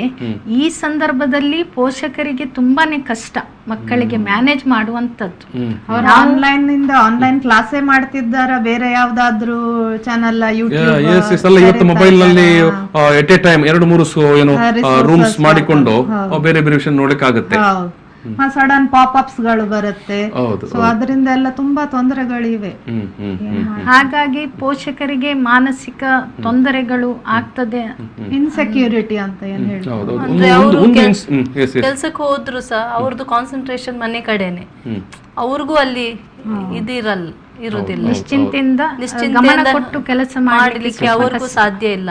ಮಕ್ಕಳು ಹೇಗೆ ಇದ್ದಾರೆ ಮನೆಯಲ್ಲಿ, ಏನ್ ಮಾಡ್ತಾ ಇದ್ದಾರೆ, ಸ್ಟಡೀಸ್ ಆಗ್ತಾ ಇದೆಯಾ ಪ್ರಾಪರ್ಲಿ. ಕೆಲವು ಸಂದರ್ಭದಲ್ಲಿ ಐದರ್ ತಂದೆ ಅಥವಾ ಐದರ್ ತಾಯಿ ಮನೇಲಿ ಇರಬೇಕಾದಂತ ಪರಿಸ್ಥಿತಿ ಕೂಡ ಇರಬಹುದು, ತೀರ ಸಣ್ಣ ಮಕ್ಕಳಾದ್ರೆ. ಎಲ್ಲಾ ಪೇರೆಂಟ್ಸ್ ಗೆ ಮನೆಯಲ್ಲಿ ಒಬ್ಬರು ಆಯಾವನ್ನು ಇಟ್ಕೊಳ್ಳಿಕ್ಕೆ ಅಥವಾ ಎಲ್ಲಾ ಊರುಗಳಲ್ಲಿ ಸೌಲಭ್ಯ ಕೂಡ ಇರುವುದಿಲ್ಲ. ಅವಾಗ ಪೋಷಕರಿಗೆ ಕೂಡ ಒಂದು ಹೌದು, ಅವ್ರಿಗೆ ಈಗ ಇನ್ ಕೇಸ್ 2-3 ಮಕ್ಕಳಿದ್ರೆ ಎಲ್ಲಾ ಮಕ್ಕಳ ಕೈಯಲ್ಲಿ ಒಂದೊಂದು ಮೊಬೈಲ್ ಕೊಡುವಂತದ್ದು ಸಹ ಭಾರಿ ಅವರಿಗೆ ಫೈನಾನ್ಷಿಯಲಿ ಕೂಡ ತುಂಬಾ ಕಷ್ಟದ ವಿಷಯ ಕೂಡ. ಅದನ್ನೇ ಸರ್ಕಾರದ ವರದಿಯನ್ನು ಕೂಡ ಸರ್ಕಾರ ಉಲ್ಲೇಖ ಮಾಡಿರುವಂತದ್ದು. ಕರ್ನಾಟಕದಲ್ಲೇ ಏನು ನಮ್ಮಲ್ಲಿ 30 ಲಕ್ಷ ವಿದ್ಯಾರ್ಥಿಗಳಿಗೆ ಆನ್ಲೈನ್ ಶಿಕ್ಷಣ ಅವರು ವಂಚಿತರಾದರು ಅಂತ ಒಂದು ಇದು ಪ್ರಶ್ನೆ ಕೂಡ ಬರುತ್ತೆ. ಒಂದೇ ಮನೆಯಲ್ಲಿ 2-3 ಮಕ್ಕಳಿದ್ದಾಗ ತಂದೆ ತಾಯಿ ಸಾಮಾನ್ಯ ಕುಟುಂಬದವರು, ಸಾಮಾನ್ಯ ವರ್ಗದವರಾದರೆ ಮೊಬೈಲ್ ತೆಗೆದುಕೊಡ್ಲಿಕ್ಕೆ ಕಷ್ಟ. ಇನ್ನೊಂದು ಕಡೆ ನೆಟ್ವರ್ಕ್ ಇಲ್ಲದೆ ಇರುವಂತ ಪರಿಸ್ಥಿತಿ ಕೂಡ ಇದಿರುತ್ತೆ. ಇನ್ನೊಂದು ಕಡೆ ಏನು ಸುದೀರ್ಘ ಕಾಲ ಇಂಟರ್ನೆಟ್ ಸಿಗದೇ ಇರುವಂತದ್ದು. ಈಗ ಪೇಟೆಯಲ್ಲಿ ಕೂಡ, ಮಂಗಳೂರು ಅಥವಾ ಉಡುಪಿ, ಮಣಿಪಾಲದಂತ ನಗರದಲ್ಲಿ ಕೂಡ ಅನೇಕ ಮಂದಿ ಪೋಷಕರು ಮಾತನಾಡುವಾಗ ಹೇಳಿದ್ರು, ನೀವು ಬರೇ ಹಳ್ಳಿಯಲ್ಲಿ ನೆಟ್ವರ್ಕ್ ಇಲ್ಲ ಅಂತ ತಿಳಿಬೇಡಿ, ಪೇಟೆಯ ಕತೆ ಕೂಡ ಹೀಗೆ ಅಂತ. ಈಗ ಏನು ಕೆಲವು ಸ್ಕೂಲ್ನವರು ಬೆಳಗ್ಗೆಯಿಂದ ಮಧ್ಯಾಹ್ನ ಅಥವಾ ಮಧ್ಯಾಹ್ನದಿಂದ ಸಂಜೆ ತನಕ ಕ್ಲಾಸ್ ಮಾಡ್ತಾರಲ್ವಾ, ಅವಾಗ ಅಷ್ಟು ಏನು ಕಂಟಿನ್ಯೂಟಿ ಆಗಿ ನೆಟ್ವರ್ಕ್ ಲಭಿಸುವುದಿಲ್ಲ. ಮತ್ತೆ ಬೇರೆ ಬೇರೆ ತರಹದ ಪ್ರಾಜೆಕ್ಟ್ ಗಳನ್ನು ಅವ್ರು ಹಮ್ಮಿಕೊಂಡಿದ್ದಾರೆ. ಕೆಲವರು ಆಫ್ಲೈನ್ ಬರುತ್ತೆ ಸಣ್ಣ ಮಕ್ಕಳಿಗೆ, ದೊಡ್ಡ ಮಕ್ಕಳಿಗೆ ಆನ್ಲೈನ್. ಹೆಚ್ಚಾಗಿ ಬರುವಂತದ್ದು ಆಫ್ಲೈನ್ ಅಂತ ಹೇಳಿದ್ರೆ ಇಷ್ಟು ನೋಟ್ಸ್ ಗಳನ್ನು ಕಳಿಸ್ತಾರೆ, ಅದನ್ನು ಪುನಃ ಪೋಷಕರು ಬರಿಸ್ಬೇಕಾ ಮಕ್ಕಳು ಬರೀತಾರ ಅಂದಾಜಿರುವುದಿಲ್ಲ. ಹಾಗೆ homework for the parents are the children. ಮತ್ತೆ ಮಕ್ಕಳಿಗೆ ಆ ಪಾಠದ ವಿಷಯವೇ ಗೊತ್ತಿರುವುದಿಲ್ಲ, ಅದನ್ನು ಖಾಲಿ ನೋಟ್ಸ್ ನಲ್ಲಿ ಬರಿತಾ ಇರುವುದಂತ ಹೇಳಿದ್ರೆ ನ್ಯಾಚುರಲ್ ಆಗಿ ಯಾರಿಗಾದ್ರೂ ಪಾಪ ಬೇಸರ ಬರುವಂತ ವಿಷಯ. ಹೌದು ಮೇಡಮ್, ಈಗ ಇಂಥ ಎಲ್ಲ ಒಂದು ಆತಂಕ ಅಥವಾ ಒಂಥರ ಏನು ಖಿನ್ನತೆ ಮಕ್ಕಳು ಮತ್ತು ಪೇರೆಂಟ್ಸ್ ಇರುವಂತದ್ದು. ಈಗ ಟೈಮ್ ಬೀಯಿಂಗ್ ಅವರನ್ನು ಸ್ವಲ್ಪ ಚಿಯರ್ ಅಪ್ ಮಾಡ್ಬೇಕಲ್ಲ, ಏನ್ ನೀವು ಸಲಹೆ ಕೊಡ್ಲಿಕ್ಕೆ ಬಯಸ್ತೀರಿ? ಈಗ ಮಾನಸಿಕವಾಗಿ ಒಂದಷ್ಟು ಕುಗ್ಗಿ ಹೋಗಿರ್ತಾರೆ.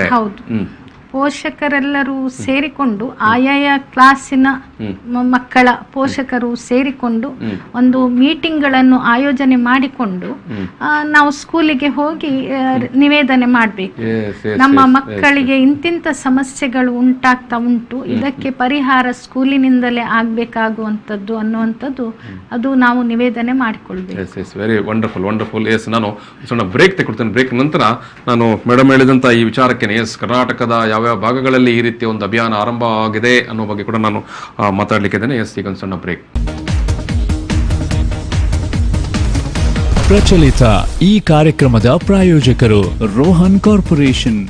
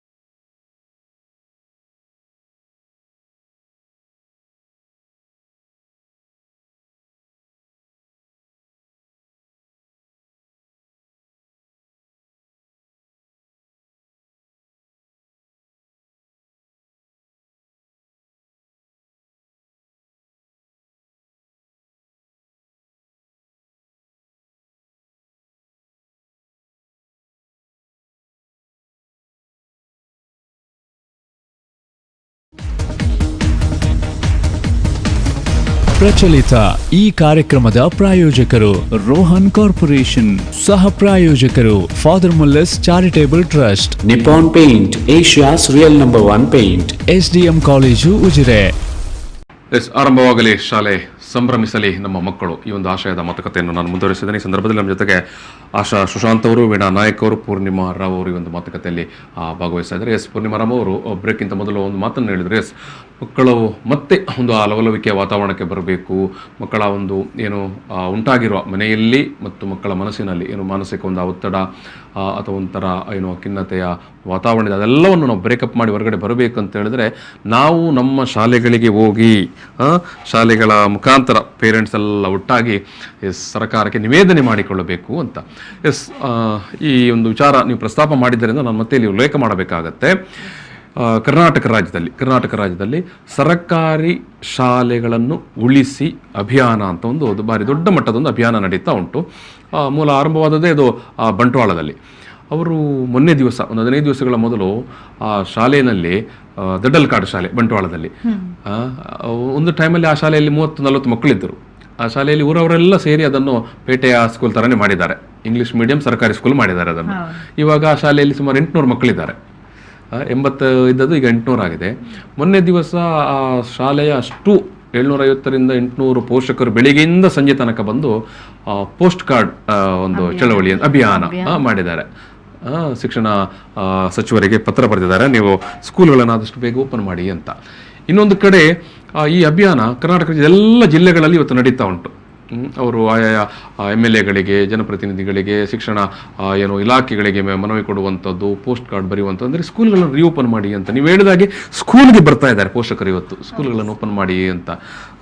ಈ ಸಂದರ್ಭದಲ್ಲಿ ನಮ್ಮ ಜೊತೆಗೆ ಶೋಭಾ ಅವರು ಒಬ್ಬರು ಬಂಟ್ವಾಳದಿಂದ ಪೋಷಕರು ಮಾತಾಡ್ತಾ ಇದ್ದಾರೆ. ಮೇಡಮ್ ನಮಸ್ತೆ. ಎಸ್ ನಮ್ಮ ಮಕ್ಕಳು ಇನ್ನೂ ಕೂಡ ಮನೆಯಲ್ಲೇ ಇದ್ದಾರೆ. ಇನ್ನು ಏನ್ ಹೇಳ್ತೀರಿ, ಎಷ್ಟು ಸಮಯ ಮನೆಯಲ್ಲೇ ಇರಬೇಕು, ಯಾವಾಗ ಸ್ಕೂಲ್ ಓಪನ್ ಆಗಬೇಕು, ಏನ್ ಹೇಳ್ತೀರಿ, ಏನ್ ಹೇಳಲಿಕ್ಕೆ ಬಯಸ್ತೀರಿ ಮೇಡಮ್? ಎಲ್ಲ ಪೋಷಕರಿಗೆ ಇದೇ ಟೆನ್ಷನ್ ಆಗಿಬಿಟ್ಟಿದೆ ನಿಜವಾದ ವಿಷಯ. ಯಾಕಂದ್ರೆ ಮನೆಯಲ್ಲಿ ದಿವಸ ಒತ್ತಡ ಜಾಸ್ತಿ ಆಗ್ತಾ ಇದೆ. ಮಕ್ಕಳ ಮುಗ್ಧತೆ ಅವ್ರು ಕಳ್ಕೊಳ್ತಾ ಇದ್ದಾರೆ. ಯಾಕಂದ್ರೆ ಮಕ್ಕಳಲ್ಲಿ ಈಗ ತಾಳ್ಮೆ ಇಲ್ಲ. ಈ ಬೇರೆ ಚಟುವಟಿಕೆಯಲ್ಲಿ ಮಕ್ಕಳು ಇನ್ವಾಲ್ವ್ ಆಗ್ತಾನೆ ಇಲ್ಲ. ಏಕಾಏಕಿ ಮೊಬೈಲ್ ತೆಗೆದುಕೊಂಡು ಕೂತ್ಕೊಳ್ಳುದು. ಅದರಲ್ಲಿ ಈಗ ನಾನ್ ಹೇಳುದಾದ್ರೆ ಲೈಂಗಿಕ ಕಿರುಕುಳ ಜಾಸ್ತಿ ಆಗಿದೆ ಮೊಬೈಲ್ ಮುಖಾಂತರ. ಎಡಿಕ್ಷನ್ ಬಂದಿದೆ. ಮತ್ತೆ ಮಕ್ಕಳಿಗೆ ಆನ್ಲೈನ್ ಕಲಿಸುವುದು, ಕೊಡಿಸುವುದು, ಅಪರಿಚಿತ ವ್ಯಕ್ತಿಗಳಿಂದ. ಒಂದು ನಿಮಿಷ. ಶೋಭಾ ಅವರು ದಕ್ಷಿಣ ಕನ್ನಡ ಜಿಲ್ಲಾ ಏನು ಮಕ್ಕಳ ಕಲ್ಯಾಣ ಸಮಿತಿಯ ಚೈಲ್ಡ್ ವೆಲ್ಫೇರ್ ಕಮಿಟಿಯ ಮೆಂಬರ್ ಕೂಡ ಆಗಿದ್ದಾರೆ. ಸರ್ಕಾರದ ಏನೊಂದು ಅಂಗಸಂಸ್ಥೆ ಮಕ್ಕಳಿಗೆ ಆಗ್ತಾ ಇರುವಂಥ ದೌರ್ಜನ್ಯಗಳು, ಮಕ್ಕಳ ಮೇಲೆ ಆಗ್ತಾ ಇರುವ ಯಾವುದೇ ತೊಂದರೆಗಳ ಬಗ್ಗೆ ನಿಗಾ ವಹಿಸುವಂತ ಒಂದು ಸಂಸ್ಥೆ. ಮೇಡಮ್ ಮುಂದುವರಿಸಿ. ಹೌದು, ಇದು ನಮ್ಗೆ ಬರುವಂತಹ ಕೇಸಸ್ಗಳು ತುಂಬಾ ಬಂದಿದೆ ಲಾಕ್ಡೌನ್ ಆದ ಮೇಲೆ. ಅದರಲ್ಲಿ ಜಾಸ್ತಿಯಾಗಿ ಇದು ಪೋಕ್ಸೋ ಕೇಸಸ್ಗಳು ಬರ್ತಾ ಇವೆ. ಇದರಲ್ಲಿ ಹೇಳುದಾದ್ರೆ ಮಕ್ಕಳಿಗೆ, ಮುಗ್ಧ ಮಕ್ಕಳು, ಅವ್ರಿಗೆ ಗೊತ್ತಿಲ್ಲ ಮೊಬೈಲ್ ಕೈಯಲ್ಲಿ ಸಿಕ್ಕಿದ ಕೂಡಲೇ ಹೇಗೆ ಅದನ್ನ ಆಪರೇಟ್ ಮಾಡುದಂತ ಗೊತ್ತಾಗುದಿಲ್ಲ. ಅವರು ಬೇರೆ ಬೇರೆ ವೆಬ್ಸೈಟ್ ಗೆ ಹೋಗ್ತಾರೆ, ಆನ್ಲೈನ್ ಕ್ಲಾಸ್ ಅಂತ ಹೇಳ್ತಾರೆ, ಅಪ್ಪ ಅಮ್ಮ ಸ್ವಲ್ಪ ಕಲಿಸ್ತಾರೆ. ಮತ್ತೆ ಈಗಿನ ಮಕ್ಕಳು ಸ್ವಲ್ಪ ಜಾಸ್ತಿ ಸ್ಮಾರ್ಟ್ ಇದ್ದ ಕಾರಣ ಪೇರೆಂಟ್ಸ್ ಯೋಚನೆ ಮಾಡ್ತಾರೆ ಆ ಮಗು ಇದೆಲ್ಲ ಗೊತ್ತುಂಟು ಅಂತ. 10ನೇ ಕ್ಲಾಸ್ ಮಕ್ಕಳು, ಇದು ಬಿಲೋ 18 ಮಕ್ಕಳು ನಾನು ಹೇಳುದು, ಅವ್ರೇನಾಗ್ತಾರೆ ಮತ್ತೆ ಆನ್ಲೈನ್ ಅಲ್ಲಿ ಯಾರ್ದೋ ಒಂದು ಪರಿಚಯ ಆಗುತ್ತೆ, ಮತ್ತೆ ಅವರಿಂದ ಬೇರೆಯವರು ಪರಿಚಯ ಆಗಿ ಸಾಧಾರಣ ಒಂದು ನಮ್ಗೆ ಸಿಕ್ಕಿದಂತ ಕೇಸಲ್ಲಿ ಇದು ಪೋಕ್ಸೋ ಕೇಸಸ್ಗಳು ಜಾಸ್ತಿ ಆಗ್ತಾ ಇವೆ. ಲೈಂಗಿಕ ಕಿರುಕುಳ ಕೊಡುದು, ಮತ್ತೆ ಅಶ್ಲೀಲ ಚಿತ್ರಗಳನ್ನ ತೋರಿಸುದು, ಕಳಿಸಿಕೊಡುದು, ಮಕ್ಕಳಿಗೆ ವಿಡಿಯೋಗಳನ್ನ ಕಳಿಸಿಕೊಡುದು. ಅದು ಮಕ್ಕಳಿಗೆ ಅರ್ಥ ಆಗುದಿಲ್ಲ ಏನಂತ ಹೇಳಿ ಗುರುತು ಮಾಡಿ ಈ ಮಕ್ಕಳು ಏನ್ ಮಾಡ್ತಾರೆ, ಹೆದರಿಕೆ ಇಂದ ಅವರು ಮೊಬೈಲ್ ಅಂತ ತೆಗೆದುಕೊಂಡು ಹೋಗಿ ಅಲ್ಲಿಂದ ಮೆಸೇಜ್ ಮಾಡೋದು, ಮತ್ತೆ ಅಲ್ಲಿಂದ ಡಿಮಾಂಡ್ ಬರ್ತದೆ ನಮ್ಗೆ ಪಿಕ್ಚರ್, ಮಗುವಿನ ಪಿಕ್ಚರ್ ಕಳಿಸುವಂತ. ಅದು ಆ ಟೆನ್ಷನ್ ಅಲ್ಲಿ ಕಳಿಸ್ಬಿಡ್ತದೆ, ಮತ್ತೆ ಅದು ಟಾರ್ಚರ್ ಜಾಸ್ತಿ ಆಗ್ತದೆ. ಸೊ ಮೊಬೈಲ್ ಅಲ್ಲಿ ಏನೆಲ್ಲ ಕಿರುಕುಳಗಳು ನಡೀತವೆ ಅದು ಪೇರೆಂಟ್ಸ್ ಗೆ ಗೊತ್ತಾಗೋದಿಲ್ಲ. ಪೇರೆಂಟ್ಸ್ ಯೋಚನೆ ಮಾಡ್ತಾರೆ, ಓಕೆ ನನ್ನ ಮಗು ಪ್ರಾಜೆಕ್ಟ್ ಕೆಲಸ ಮಾಡ್ತಾ ಇದೆ, ಮನೆ ಕೆಲಸ ಏನ ಕೊಟ್ಟಿದ್ದಾರೆ ಟೀಚರ್ಸ್ ಗಳು, ಅದರಲ್ಲಿ ಬಿಸಿ ಇರ್ತದೆ ಅಂತ ಹೇಳಿ ಪೋಷಕರು ತುಂಬಾ ಫ್ರೀ ಆಗಿ ಅವರವರ ಕೆಲಸದಲ್ಲಿ ಅಳವಡಿಸಿರ್ತಾರೆ. ಮತ್ತೆ ಇಲ್ಲಿ ಮಕ್ಕಳಿಗೆ ಪ್ರಾಬ್ಲಮ್ ಜಾಸ್ತಿ ಆಗ್ತಾ ಇದೆ ಸರ್. ಮತ್ತೆ ಹೆಲ್ತ್ ಎಫೆಕ್ಟ್ಸ್ ಆಗ್ತಾ ಇದೆ. ನಿದ್ದೆ ಫ್ಯಾಕ್ಟರ್ ಅಂದ್ರೆ ನಿದ್ದೆ ಮಾಡುವ ಟೈಮ್ ಅವರ್ದು ಚೇಂಜ್ ಆಗ್ತಾ ಇದೆ. ಸಂಬಂಧಗಳು ಇಲ್ಲ. ಮತ್ತೆ ಫ್ಯಾಮಿಲಿಯಲ್ಲಿ ಜಗಳ ಜಾಸ್ತಿ. ಅಪ್ಪ ಅಮ್ಮನ ಕಂಪ್ಲೇಂಟ್ಸ್ ಬರ್ತಾ ಇರ್ತವೆ, ನನ್ನ ಮಗು ಕೇಳ್ತಾ ಇಲ್ಲ ಅಂತ. ನೋಡುವಾಗ ಡೈರೆಕ್ಟ್ ನೋಡುವಾಗ ಮೊಬೈಲ್ ಸಿಕ್ಕಿದ ಮೇಲೆ ಇದು ಸಂಬಂಧಗಳಿಲ್ಲ, ಎಲ್ಲ ಹಿಂದೆ ಮಾತನಾಡುದು ಇದೆಲ್ಲ ನಡೀತಾ ಇದೆ. ಮತ್ತೆ ವೈಯಕ್ತಿಕ ವಿಚಾರಗಳಾಗಿ ಸೆಲ್ಫಿಶ್ ಮೋಟಿವ್ಸ್ ಅಂತ ಉಂಟು. ನಾನು ನನ್ನ ಜೊತೆ ಒಂದು ರೂಮ್ ಅಲ್ಲಿ ಕೂತ್ಕೊಂಡ್ರೆ ಮಗು ಹೊರಗೆ ಬರುದಿಲ್ಲ. ಅಪ್ಪ ಅಮ್ಮನಿಗೆ ಕೆಲವು ಸರ್ತಿ ಹೆದರಿಕೆ ಆಗ್ತದೆ, ಊಟ ಮಾಡುದಿಲ್ಲ, ನಿದ್ದೆ ಇಲ್ಲ, ಇಡೀ ರಾತ್ರಿ ಕೂತ್ಕೊಂಡು ಮೊಬೈಲ್ ನೋಡ್ತಾ ಇದೆ ಅಂತ ಹೇಳಿದಾಗ ಸ್ಕೂಲ್ ವರ್ಕ್ ಕೊಟ್ಟಿದೆ, ಸಬ್ಮಿಷನ್ ಮಾಡ್ಲಿಕ್ಕೆ ಕೊಟ್ಟು ಹಾಗೆ ಅಂತ ಹೇಳ್ತಾ ಇದ್ದಾರೆ. ಮತ್ತೆ ಹೊರಗಿನವರು ಪ್ರೋತ್ಸಾಹಿಸ್ತಾರೆ. ಯಾಕಂದ್ರೆ ಅಪ್ಪ ಅಮ್ಮ ಒಂದು ವೇಳೆ ಮೊಬೈಲ್ ಕೊಡದಿದ್ರೆ ಇದು ಕಾಂಟ್ಯಾಕ್ಟ್ ಆಗಿ ನಾನ್ ಕೊಡ್ತೇನೆ ಮೊಬೈಲ್, ನನಗೆ ನಿನ್ ಪ್ರೀತಿ ತೋರಿಸು ಅಂತ ಹೇಳಿ ಈ ಮಕ್ಕಳಿಗೆ ಏನಾಗುತ್ತೆ, ಅಮೃತ ಸಿಕ್ಕಿದಾಗೆ ಆಗಿದೆ. ಅವನು ಏನೋ ಮೊಬೈಲ್ ನನ್ಗೆ ಕೊಟ್ಟಿದ್ದಾನಲ್ಲ ಅಂತ ಹೇಳಿ ಪ್ರತಿ ದಿವಸ ಒಂದು ಕೇಸ್ ಉಂಟು, ಪ್ರತಿ ದಿವಸ ಒಬ್ಬ ಬಂದು ಮಗುವನ್ನು ಭೇಟಿ ಮಾಡ್ತಾ ಇದ್ದಾರೆ ರಾತ್ರಿ ಗೊತ್ತು. ಅದು ಸಹ ಬೆಳಕಿಗೆ ಬಂದಿದೆ. ಮತ್ತೆ ಅಪ್ಪ ಅಮ್ಮಗೆ ಗೊತ್ತಾದ್ಮೇಲೆ ಅದು ದೊಡ್ಡ ಶಾಕ್ ಇರುತ್ತೆ. ಯಾಕಂದ್ರೆ ಪೋಕ್ಸೋ ಕೇಸ್ ಅಡಿಯಲ್ಲಿ ಬರ್ತದೆ. ಕಿರುಕುಳ ಕೊಡುವುದು, ಲೈಂಗಿಕ ಕಿರುಕುಳ ಕೊಡುವುದು, ಇಂಥದೆಲ್ಲ ವಿಚಾರಗಳು ಈ ಲಾಕ್ಡೌನ್ ಟೈಮ್ ಅಲ್ಲಿ ನಡೀತಾ ಇದೆ. ಯಾಕಂದ್ರೆ ಮಕ್ಕಳು ಮನೆಯಲ್ಲಿ ಇದ್ದಾರೆ, ಪೇರೆಂಟ್ಸ್ಗೆ ಕಂಟ್ರೋಲ್ ಇಲ್ಲ. ಇದು ಮೇಡಮ್ ಪೋಷಕರು ಯಾವ ರೀತಿಯ ನಿಗಾ ವಹಿಸಬೇಕು, ಜಾಗರೂಕತೆ ವಹಿಸಬೇಕಂತ ಹೇಳಲಿಕ್ಕೆ ಬಯಸ್ತೀರಿ? ಸರ್, ಒಂದು ಪೋಷಕರು ತುಂಬಾ ಮೊದಲಿಗಿಂತ ಈಗ ಜಾಸ್ತಿ ಫ್ರೆಂಡ್ಶಿಪ್ ಅಲ್ಲಿ ಇದ್ರೆ ಒಳ್ಳೇದು. ಯಾಕಂದ್ರೆ ಯಾವ್ದೆಲ್ಲ ಅಸೈನ್ಮೆಂಟ್ ಎಲ್ಲ ಮಕ್ಕಳಿಗೆ ಬಂದಿದೆ ಅದು ಶಿಕ್ಷಕ ಪೋಷಕರ ಸಂಬಂಧ ಇದ್ರೆ ಒಳ್ಳೇದು. ಕೆಲಸಕ್ಕೆ ಏನ್ ಮಾಡ್ತಾರೆ, ಶಿಕ್ಷಕರು ಸುಮ್ಮನೆ ನೋಟ್ಸ್ ಅನ್ನು ಕಳಿಸಿ ಬಿಡ್ತಾರೆ, ಅದು ಮಾತ್ರ ಮಕ್ಕಳಿಗೆ ಸೇರುವುದಿಲ್ಲ. ಅದಕ್ಕಾಗಿ ಈ ಪೋಷಕರು ಶಿಕ್ಷಕರ ಜೊತೆ ಒಂದು ಮಾತುಕತೆ ನಡೆಸಿ ನೀವು ಏನೆಲ್ಲ ಮನೆ ಕೆಲಸ ಕೊಟ್ಟಿದ್ದೀರಾ ಅಂತ ಹೇಳಿ, ಒಂದು ವೇಳೆ ಸ್ಕೂಲ್ ಹತ್ತಿರ ಇದ್ರೆ ಅಲ್ಲಿ ಹೋಗಿ ಅವರಿಂದ ಡೈರೆಕ್ಟ್ ಆಗಿ ಹಾರ್ಡ್ ಕಾಪಿಯನ್ನು ಪಡ್ಕೊಂಡ್ರೆ ಆ ಮಗುವಿಗೆ ಕೊಟ್ರೆ ಅದನ್ನ ಹ್ಯಾಂಡ್ ರೈಟಿಂಗ್ ಅಲ್ಲಿ ಅವರ ಹ್ಯಾಂಡ್ ರೈಟಿಂಗ್ ಅಲ್ಲಿ ಬಂದು ಕೂತ್ಕೊಳ್ಬಹುದು ಮಗು, ಜಾಸ್ತಿ ಮೊಬೈಲ್ ಯೂಸ್ ಮಾಡದೆ. ಈಗ ಕೆಲವೊಂದ್ಸತಿ ನೋಡಿದ್ರೆ ಈಗ ಸರ್ಕಾರಿ ಶಾಲೆಗಳು ಅವರ ಮನೆ ತುಂಬಾ ಹತ್ತಿರ ಇರ್ತದೆ. ಟೀಚರ್ಸ್ ಗಳು ಸ್ಕೂಲ್ಗೆ ಹೋಗ್ತಾ ಇದ್ದಾರೆ. ಈ ಟೀಚರ್ಸ್ ಗಳಿಂದ ಹಾರ್ಡ್ ಕಾಪಿ ನೋಟ್ಸ್ ಏನಾದ್ರು ಸಿಕ್ಕಿದ್ರೆ ಅದನ್ನು ಮನೆಗೆ ತೆಗೆದು ಬಂದು ಮಕ್ಕಳಿಗೆ ಶಾಲೆಗೆ ಹೋಗ್ಲಿಕ್ಕಿಲ್ಲ. ಓಕೆ, ಪೇರೆಂಟ್ಸ್ ಒಂದು ವಾರಕ್ಕೆ ಒಂದ್ಸರ್ತಿ ಸ್ಕೂಲ್ಗೆ ಹೋಗಿ ಅಥವಾ ಮಗುವನ್ನ ಕರ್ಕೊಂಡು ಹೋಗಿ ಏನೆಲ್ಲ ನೋಟ್ಸ್ ಕೊಟ್ಟಿದ್ದಾರೆ ಅದನ್ನ ಸ್ವಲ್ಪ ತಿಳ್ಕೊಂಡು ಮನೆಗೆ ಬಂದ್ರೆ ಮೊಬೈಲ್ ಬಳಕೆ ಕಡಿಮೆ ಆಗುತ್ತೆ. ಎಸ್ ಖಂಡಿತ. Yes madam, thank you. Yes Shobha D'Souza ಅವರು ಮಂಗಳೂರಿನ Roshni school of social work ಈ ಸಂಸ್ಥೆಯಲ್ಲಿ ಪ್ರಾಧ್ಯಾಪಕಿಯಾಗಿ ಕೂಡ ಕಾರ್ಯನಿರ್ವಹಿಸ್ತಾ ಇದ್ದಾರೆ ಮತ್ತು ದಕ್ಷಿಣ ಕನ್ನಡ ಜಿಲ್ಲಾ ಮಕ್ಕಳ ಕಲ್ಯಾಣ ಸಮಿತಿಯ ಸದಸ್ಯರಾಗಿ ಕೂಡ ಕಾರ್ಯನಿರ್ವಹಿಸ್ತಾ ಇದ್ದಾರೆ. ಸುಮಾರು ನೀವು ಹೇಳಿದ ಒಂದೆರಡು ವಿಚಾರಗಳನ್ನು ಅವರು ಗಮನಕ್ಕೆ ತಂದರು ನೋಡಿ.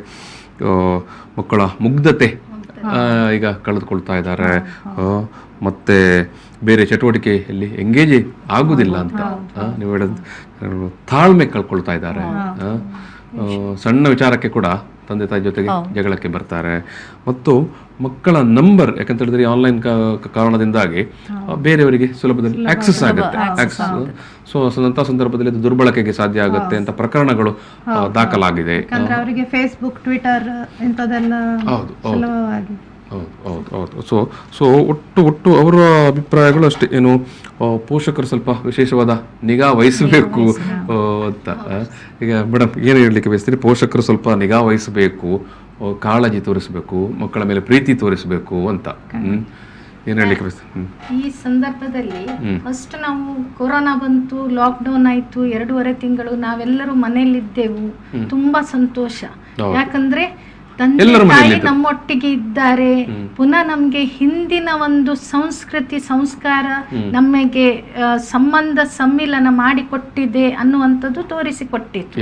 ಆದ್ರೆ ಇದೇ ಮುಂದುವರಿಕೆ ಆಗ್ತಾ ಹೋದಲ್ಲಿ ನಮ್ಮ ಮಕ್ಕಳ ಒಂದು ಶಾಲಾ ಚಟುವಟಿಕೆಗಳಿಗೆ ತುಂಬಾ ಸಮಸ್ಯೆಗಳು ಬೆಳೀತಾ ಹೋಗ್ತಾ ಉಂಟು. ಅದನ್ನು ನಿಭಾಯಿಸಬೇಕಿದ್ರೆ ಈಗ ಪೋಷಕರು ಅದೇ ಮಟ್ಟದಲ್ಲಿ ಮಕ್ಕಳ ಒಟ್ಟಿಗೆ ಅವರ ಏನು ಗೆಳೆತನ ಅಂದ್ರೆ ಗೆಳೆಯರಾಗಿ ನಾವು ಅವರೊಟ್ಟಿಗೆ ಬಾಂಧವ್ಯತೆಯಿಂದ ಇರಬೇಕು ಅನ್ನುವಂಥದ್ದು ಅಷ್ಟೇ ಪ್ರಾಮುಖ್ಯವನ್ನು ಪಡೆದಿದೆ. ಆ ರೀತಿಯಲ್ಲಿ ಆಶಾ ಮೇಡಮ್, ಅದೇ ಮಕ್ಕಳನ್ನು ನಾವು ನೋಡಿಕೊಳ್ಳಬೇಕಾದ ವಿಚಾರ. ಯಾಕಂತ ಹೇಳಿದ್ರೆ ಶೋಭಾ ಮೇಡಮ್ ಅವರು ಎತ್ತಿದ 2-3 ವಿಚಾರಗಳು ಅತ್ಯಂತ ಸೂಕ್ಷ್ಮವಾದ ವಿಚಾರಗಳು. ಅವರು ಹೇಳಿದ್ರು ನೋಡಿ, ಇಂಥ ಕಷ್ಟಕ್ಕೆ ಸಿಲುಕಿದಾಗ ಮಕ್ಕಳು ವಿಚಾರವನ್ನು ಪೇರೆಂಟ್ಸ್ನ ಗಮನಕ್ಕೆ ತರುವುದಿಲ್ಲ, ಭಯ ಆತಂಕ ಇರುತ್ತೆ ಅಂತ. ಅದೇ ನಾವು ಆದಷ್ಟು ಜಾಸ್ತಿ ಟೈಮ್ ಮಕ್ಕಳ ಜೊತೆ ಸ್ಪೆಂಡ್ ಮಾಡಬೇಕು. ಆಗ ಮಗು ಕೂಡ ಎಲ್ಲ ಡಿಸ್ಕಷನ್ ಮಾಡ್ಲಿಕ್ಕೆ ಸ್ಟಾರ್ಟ್ ಮಾಡ್ತದೆ. ಓಪನ್ ಆಗಿ ಇದ್ದು ಫ್ರೆಂಡ್ಲಿ ಆಗಿ ಸ್ವಲ್ಪ ಅವ್ರ ಜೊತೆ 1 hour ಏನೋ ಒಂದು ಗೇಮ್ಸ್, ಇಂಡೋರ್ ಗೇಮ್ಸ್ ತರ ಆಟ ಆಡೋದು, ಮ್ಯೂಸಿಕ್ ಪ್ಲೇ ಮಾಡೋದು ಅವ್ರ ಜೊತೆ. ಸೊ ಆಗ ಮಗು ಆ ಮೈಂಡ್ ಅಲ್ಲಿ ಇದ್ದ ಏನಾ ಫೀಲಿಂಗ್ಸ್ ಇದ್ದದ್ದು ಶೇರ್ ಮಾಡ್ಲಿಕ್ಕೆ ಚಾನ್ಸಸ್ ಬರ್ತದೆ ತಾಯಿ ಜೊತೆ ಸ್ವಲ್ಪ ಜಾಸ್ತಿ. So at least 1 or 2 hours ಮಕ್ಕಳ ಜೊತೆ ಈವ್ನಿಂಗ್ ಟೈಮ್ ಸಮಯವನ್ನು ಮಕ್ಕಳಿಗೆ ಕೊಡ್ಬೇಕು. ವೀಣಾ ಮೇಡಮ್ ಏನ್ ಹೇಳ್ತೀರಿ? ಹೌದು, ಸರಿಯಾಗಿದೆ. Control as well as friendship ಎರಡು ಕೂಡ ಬೇಕಾಗ್ತದೆ. ಖಾಲಿ ಫ್ರೆಂಡ್ಸ್ ಆಗಿದ್ರು ಸರಿ ಅಲ್ಲ, ಒಂದು ಕಂಟ್ರೋಲ್ ಒಂದು ಫ್ರೆಂಡ್ಶಿಪ್ ಎರಡೂ ಬೇಕು. ಸಣ್ಣ ಒಂದು ಭಯ ಕೂಡ ಬೇಕು, ಸಣ್ಣ ಭಯ ಕೂಡ ಬೇಕು. ಮತ್ತೆ ಈಗ ಅಂತ ಹೌದು, ಆತ್ಮೀಯತೆ ಕೊರೋನಾ ಟೈಮ್ ಅಂತಲ್ಲ, ಯಾವುದೇ ಟೈಮ್ ಆದ್ರೂ ಸಹ ಒಂದು ಟೀನೇಜ್ ಗೆ ಬರುವಾಗ ಮಕ್ಕಳಿಗೆ ನಾವು ಆದಷ್ಟು ಅವರಲ್ಲಿ ಆತ್ಮೀಯತೆ, ನಮ್ಮ ಫ್ರೆಂಡ್ಶಿಪ್ ಅನ್ನೋರೊಟ್ಟಿಗೆ ಸ್ವಲ್ಪ ಟ್ಯೂನ್ ಅಪ್ ಮಾಡಿಕೊಂಡ್ರೆ ಒಳ್ಳೇದು. ಮತ್ತೆ ಪ್ರೆಸೆಂಟ್ ಗ್ಯಾಜೆಟ್ಸ್ ಗಳು ನಮ್ಗೆ ಕೂಡ ಸ್ವಲ್ಪ ಗೊತ್ತಿದ್ರೆ ಒಳ್ಳೇದು. ಎಲ್ಲ ನಮ್ಮ ಮಗುವಿಗೆ ಗೊತ್ತುಂಟು, ಸಣ್ಣದಿಂದ ಹೇಳೋದು ಅವರಿಗೆ ಎಲ್ಲ ನಮ್ಮ ಮಗು ಗೊತ್ತುಂಟು, ಮೊಬೈಲ್ ಅಲ್ಲಿ ಬಾರಿ ಹುಷಾರ್ ಅಂತ ಹೇಳಿದ್ರೆ ಅವನಿಗೆ ನಾವು ಅಭಿಪ್ರಾಯ ಕೊಟ್ಟಾಗ ಆಗತ್ತೆ, ನಮ್ಗೆ ಏನು ಗೊತ್ತಿಲ್ಲ ಹೇಳಿ. ಅವನ ಅದರಲ್ಲಿ ಮುಂದೆ ಮುಂದೆ ಅಪ್ಡೇಟ್ ಆಗಿರ್ಬೇಕು. ಮತ್ತೆ ಮೊಬೈಲ್ ಅನ್ನೋದು ಆ ಗ್ಯಾಜೆಟ್ ಆಗ್ಯದು, ಅದರ ಸ್ವರೂಪನೇ ಅದು ಏನು ಚೈಲ್ಡ್ ಫ್ರೆಂಡ್ಲಿ, ಅದರ ಟೋಟಲ್ ಸಾಫ್ಟ್ವೇರ್ ಸಿಸ್ಟಮ್ ಮಕ್ಕಳಿಗೆ ಈಸಿಯಾಗಿ ಅಕ್ಸೆಸ್ ಆಗುವ ಸ್ವರೂಪದಲ್ಲಿ ಮಾಡಿದ್ದಾರೆ ಅದು. ಹಾಗಾಗಿ ಪೋಷಕರು ಇದೇನೋ ನನಗೆ ಅರ್ಥ ಆಗುದಿಲ್ಲ ಅಂತ ಸ್ವಲ್ಪ ಬದಿಗೆ ಇಟ್ಟಿರ್ತಾರೆ. ಪೋಷಕರಿಗೆ ಅನಿಸ್ತದೆ ನನಗೆ ಗೊತ್ತಿಲ್ಲ, ನಮ್ಮ ಮಕ್ಕಳಿಗೆ ಗೊತ್ತುಂಟಲ್ಲ ಅಂತ ಹೆಮ್ಮೆ ಪಡ್ತಾರೆ. ಅದು ನಾಳೆ ಎಂತ ಆಗ್ತದೆ, ಸಿಚುವೇಶನ್ ಹೇಗಾಗ್ತದೆ ಹೇಳಿದ್ರೆ ಮಕ್ಕಳು ತಂದೆ ತಾಯಿಯನ್ನು ಕಂಟ್ರೋಲ್ ಮಾಡುವಾಗ ಆಗ್ತದೆ. ಅಂದ್ರೆ ನಿನ್ಗೆ ಏನು ಗೊತ್ತಿಲ್ಲ, ನನ್ಗೆ ಎಲ್ಲ ಗೊತ್ತಿದೆ ಅಂತ ಸಣ್ಣದಿಂದ ನಾವು ಅದನ್ನೇ ನಾವೇ ತಲೆಯಲ್ಲಿ ಹಾಕಿದ್ದೇವೆ, ನನ್ನ ಮಗನಿಗೆ ನನಗಿಂತ ಜಾಸ್ತಿ ಗೊತ್ತಿದೆ ಅಂತ ಹೇಳಿ.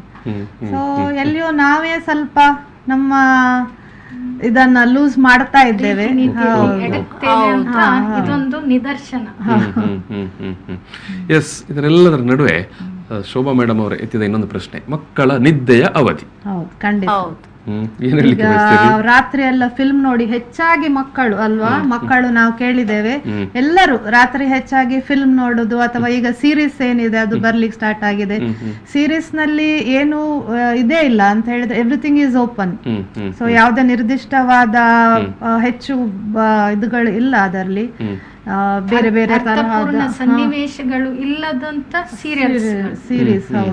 ಸೊ ಎಲ್ಲಾ ಮಕ್ಕಳು ಸಾಧಾರಣ ನಾನು ಕೇಳಿ ಬರುವ ಹಾಗೆ 12 ಗಂಟೆ 1 ಗಂಟೆ ಮಲಗುವಾಗ ಬೆಳಿಗ್ಗೆ 9-10 ಹೇಗೂ ರಿಸ್ಟ್ರಿಕ್ಷನ್ ಇಲ್ಲ, ಒಂದು 15 ನಿಮಿಷ ಮುಂಚೆ ಎದ್ದರಾಯ್ತು. ಆನ್ಲೈನ್ ಕ್ಲಾಸ್ ಇದ್ರೆ ಸ್ಕೂಲ್ ಆದ್ರೆ ಒಂದು ರೂಟೀನ್ ಡಿಸಿಪ್ಲಿನ್ ಇತ್ತು, ಬೆಳಿಗ್ಗೆ ಬೇಗ ಎದ್ದು ಬೆಳಿಗ್ಗೆ ಬೇಗ ಎದ್ದು ಹೋಗ್ಬೇಕು ಅಂತ. ಇದು ಏನಿಲ್ಲ, ಒಂದು 9 o'clock ಸ್ಟಾರ್ಟ್ ಆದ್ರೆ 8:30 8:45 ಗೆ ರೆಡಿ ಆದ್ರೆ ಆಯ್ತು. ಒಂಥರ ಒಂದು ಉದಾಸೀನದ ಒಂದು ಮನೋಭಾವ ಕೂಡ ಮಕ್ಕಳಲ್ಲಿ ರೂಢಿಯಾಗಿದೆ ಅಂತ. ಅವರ ಮನಸ್ಸಿನಲ್ಲಿ ಈ ರೀತಿ ಕೂತ್ಕೊಂಡಿದೆ ಅಂತ ಹೇಳಿದ್ರೆ ಆನ್ಲೈನ್ ಕ್ಲಾಸ್ ಟೀಚರ್ ಮಾತ್ರ ವಿಡಿಯೋ ಆನ್ ಮಾಡುದು, ನಮ್ಗೆಲ್ಲ ಮ್ಯೂಟ್ ಅಲ್ಲಿ ಇಡ್ಲಿಕ್ಕೆ ಹೇಳಿದ್ದಾರೆ. ಸೊ ನಾವು ಹೇಗೆ ಕೂತ್ಕೊಂಡ್ರು ಸಹ ನಡೀತದೆ ಅನ್ನುವಂತ ವಿಚಾರ ಅವರ ತಲೆಯಲ್ಲಿ ಕೂತ್ಕೊಂಡಿದೆ. ಒಂದು physical health position, position break ಆಗ್ತದೆ. ಮಕ್ಕಳೆಲ್ಲ ಆ ವಿಚಾರಕ್ಕೆ ಬರುವ ಭಂಗಿ, ನಾವು ಕುಳಿತುಕೊಳ್ಳುವ ಭಂಗಿ ಇಸ್ ವೆರಿ ಇಂಪಾರ್ಟೆಂಟ್. ಎಸ್, ಈ ನಡುವೆ ನಮ್ಮ ಜೊತೆಗೆ ಪೋಷಕರಾಗಿರುವಂತ ಬಂಟ್ವಾಳದಿಂದ ಲಲಿತಾ ಅವರು ನೇರ ಸಂಪರ್ಕದಲ್ಲಿದ್ದಾರೆ. ಮೇಡಮ್ ನಮಸ್ತೆ. ಸರ್ ಮೇಡಮ್, ಈಗ ಸುದೀರ್ಘ ಕಾಲದಿಂದ ನಮ್ಮ ಮಕ್ಕಳು ಮನೆಯಲ್ಲೇ ಇದ್ದಾರೆ, ಏನ್ ಮಾಡೋದು, ಏನ್ ಹೇಳ್ತೀರಿ ನೀವು?